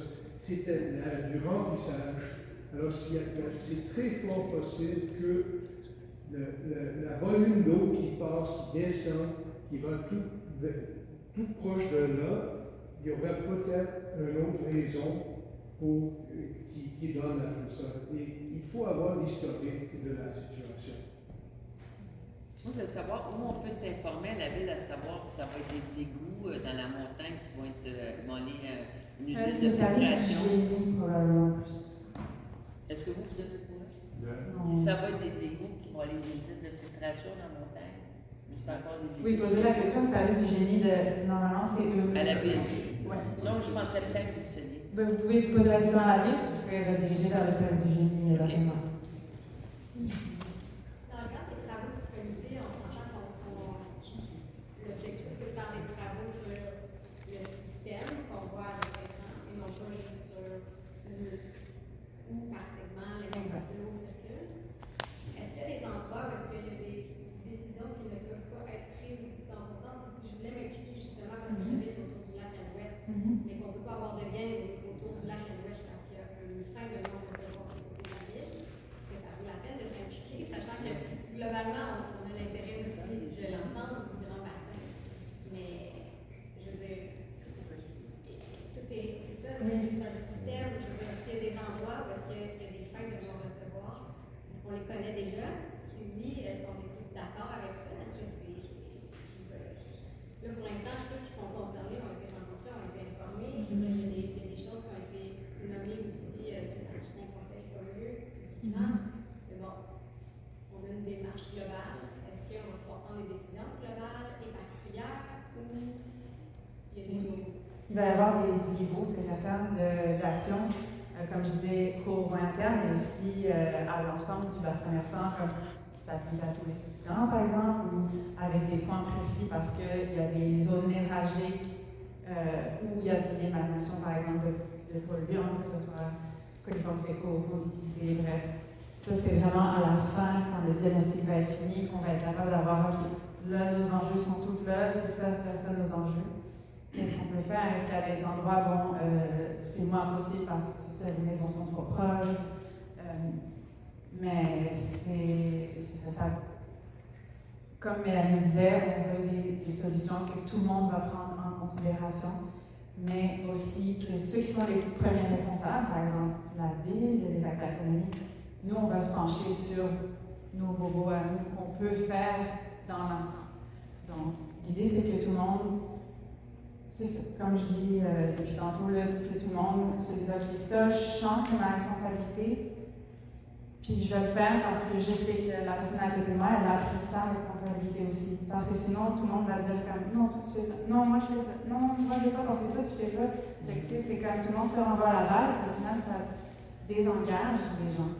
Alors que si on dit, ah, OK, ils ont fait ça, OK, ah, je trouve ça intéressant, je trouve qu'ils prennent action en main sur leurs problématiques qui les touchent et qui touchent l'ensemble du bassin versant, donc la communauté en entière.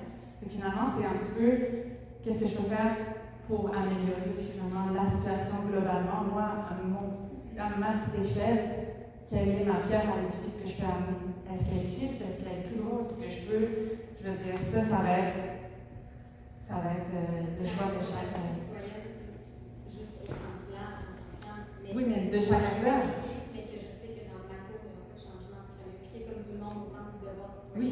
Mais dans ma cour à moi, la partie qui concerne le chez moi pas avoir d'impact dessus, je peux quand même m'impliquer sur un Ben, vous côté. pourriez avoir des avis. Vous pourriez avoir des bons avis, des bons points pour prioriser les actions en amont, par exemple, parce que vous vivez telle situation, mais vous vous rendez compte que c'est en amont que la problématique arrive parce que vous êtes en aval, donc vous avez quand même un pouvoir décisionnel sur les actions qui vont être priorisées, parce que ces actions-là vont être votées ensemble. Donc évidemment que vous pourriez dire, moi je ne peux pas rien faire, donc je me sens pas à la place de voter quoi que ce soit. Agir sur ma partie locaux dans ma cour. La ville nous empêche d'agir sur ce niveau-là. C'est juste dommage que les décisions qui ont déjà été prises alors qu'il y a une concertation. Les décisions en vrai ont été encore prises, c'est ça qui arrive. On va regarder avec le comité, fait que c'est peut-être la chance justement de vous asseoir et de dire, regardez, moi, cet endroit-là, j'aimerais que ça soit fait. OK, comment ça peut être fait? Est-ce que ça peut être fait? Oui, non. Donc là, ça va être l'occasion justement de comprendre aussi l'écosystème et comment travailler avec lui pour, si on ne peut pas, comme, mettons, nettoyer tout le lac, mais comment on peut arrêter l'hémorragie, par exemple. Ça, c'est des choses qui peuvent être faites dans le futur. Donc, l'implication n'est pas négligeable quand même. Oui, peut-être pour clarifier un peu comment on va arriver à faire notre plan d'action, c'est quelles vont être les étapes, peut-être que ça éclairerait un petit peu comment les décisions vont être prises. Dans le fond, la première étape, ça va être de présenter les problématiques là, qui ont été recensées. Puis on va ensemble, avec le comité, en discuter. On va vous expliquer l'avis d'experts qu'on a sur ces problématiques-là. Puis on va les prioriser. Pas nécessairement toutes les problématiques auxquelles le plan d'action va s'attaquer. On ne fera pas un plan d'action sur 20 ans, il faut être réaliste. On va prioriser certaines problématiques à l'échelle du Grand Ruisseau. Ensuite, on va vous ramener à une autre rencontre avec des solutions potentielles pour cette problématique-là. On va aussi vous consulter pour avoir vos idées à vous. Puis vous, je ne parle pas juste des citoyens, je parle de tous les membres vont faire partie du comité. Puis ensemble, on va analyser ces solutions-là, puis quels seraient les avantages, les désavantages des actions potentielles.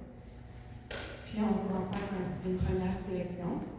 Ensuite, on va identifier les coûts, quels seraient les porteurs de ces actions-là, quels seraient peut-être les programmes de financement qui pourraient amener les coûts à baisser pour les différents acteurs qui ont été ciblés. Puis là, on va prendre des décisions ensuite en fonction des ressources qu'on a, de notre motivation aussi à mettre en place cette action-là. Des fois, on se dit, ça peut être fait, mais ça ne nous tient pas plus à cœur que ça aussi. Fait qu'on va évaluer tout ça, puis ça va être l'étape finale pour décider de quelles actions vont vraiment être adoptées. C'est sûr que c'est comme la ville peut être impliquée, j'imagine qu'ils vont faire adopter les solutions de la ville par leur conseil de ville, évidemment. C'est pas le comité qui va avoir le dernier mot pour tous les acteurs, mais ça va aussi dans le sens des décisions qui vont être prises pour les actions des autres acteurs.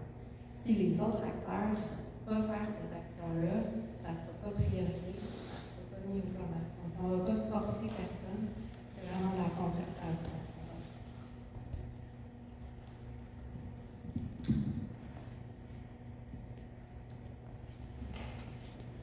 J'ai un point à soulever. J'adore ce que vous avez présenté. J'aime beaucoup ce que vous avez présenté. Le grand Ruisseau, j'adore ça. Ça me permet de constater que chaque personne, moi je suis du lac Alouette, André, ce que M. le maire disait, vous devriez être content que la majorité du lac Alouette est ici ce soir pour écouter ce qu'il y a à se faire. Ça, c'est un premier point. Le deuxième point, je suis un lac en amont. C'est sûr que tous les impacts que je vais faire de mon côté vont toucher à mon voisin qui est le GR, je ne sais pas, la carte du 04, je pense. Dans le fond, vous êtes ici juste avant le Grassin. C'est ça. Ça va impacter, ce que vous faites va impacter Neymar puis la vague. Exactement. Ouais. Vous avez un couloir qui s'appelle le Grand Ruisseau. Moi, ça serait un couloir écologique. Ça serait juste écologique. Comme c'est là, c'est pas ça parce qu'il y a beaucoup de construction, on se comprend. Mais j'ai soulevé tantôt le point, le TGR 2.1, qui est un affaire qu'on avait éliminé tout de suite, mais tu sais, je pense qu'il faut attacher tout de suite. Il ne faut pas attendre, c'est bien beau avoir les comités. On a assez les sous-comités, je trouve. La ville, on sait déjà qu'il y a une problématique, fait que, je ne sais pas moi, même si ça n'avait pas eu de comité, on a quand même, ben là, c'est que ce projet-là fait ressortir même aux yeux de l'administration interne de la ville qu'il y a cette problématique-là. C'est pas juste le service d'environnement qui a brûlant, puis comme il y a un problème. Le projet met en lumière tout ça. Fait que ça permet de sensibiliser les gens, ça permet au final que le politique suive aussi pour prendre les bonnes décisions dans le futur. Puis ça aussi, c'est non négligeable parce que quand on parlait de tabletté ou du suivi, là, je pense que madame parlait de ça. Exactement. On ne veut pas que ça soit tabletté, c'est ça exactement. Donc, nous, à l'interne, on ne veut pas non plus que ça soit tabletté, mais il faut un engagement politique clair aussi. Sur les 6 à soir, c'est parce que ça nous touche. Oui. Quel autre lac que les 6 à soir? Je ne sais pas, je ne connais pas tous les lacs. Lac Millette. Lac Saint-Sauveur. Lac Saint-Sauveur. Si on est sur les 6, parce qu'on a une conscience humaine, puis on veut que ça fonctionne. Moi, je ne sais pas, là, dans 25 ans, je ne sais peut-être pas, quand mon petit-fils va être là. C'est bon, il va peut-être demeurer à Saint-Sauveur, il va peut-être faire du ski, je ne sais pas. Suite à son point, donné que M. le maire est ici, et donné que c'est très clair qu'un grand problématique pour la ville depuis longtemps, c'est le déneigement et où déposer le déneigement. Est-ce que la ville commence à... Je suis certain que vous n'attendez pas les résultats de ça pour être conscient qu'il y a un gros problème à cause du déneigement et l'écoulement d'eau. On sait que le site de dépannage actuellement, il déborde, là, les causes usées. On essaie de trouver d'autres sites. Okay. C'est pas évident de trouver d'autres sites. Non, mais c'est déjà en processus, vous essayez de trouver une solution. On a des points de estimatifs.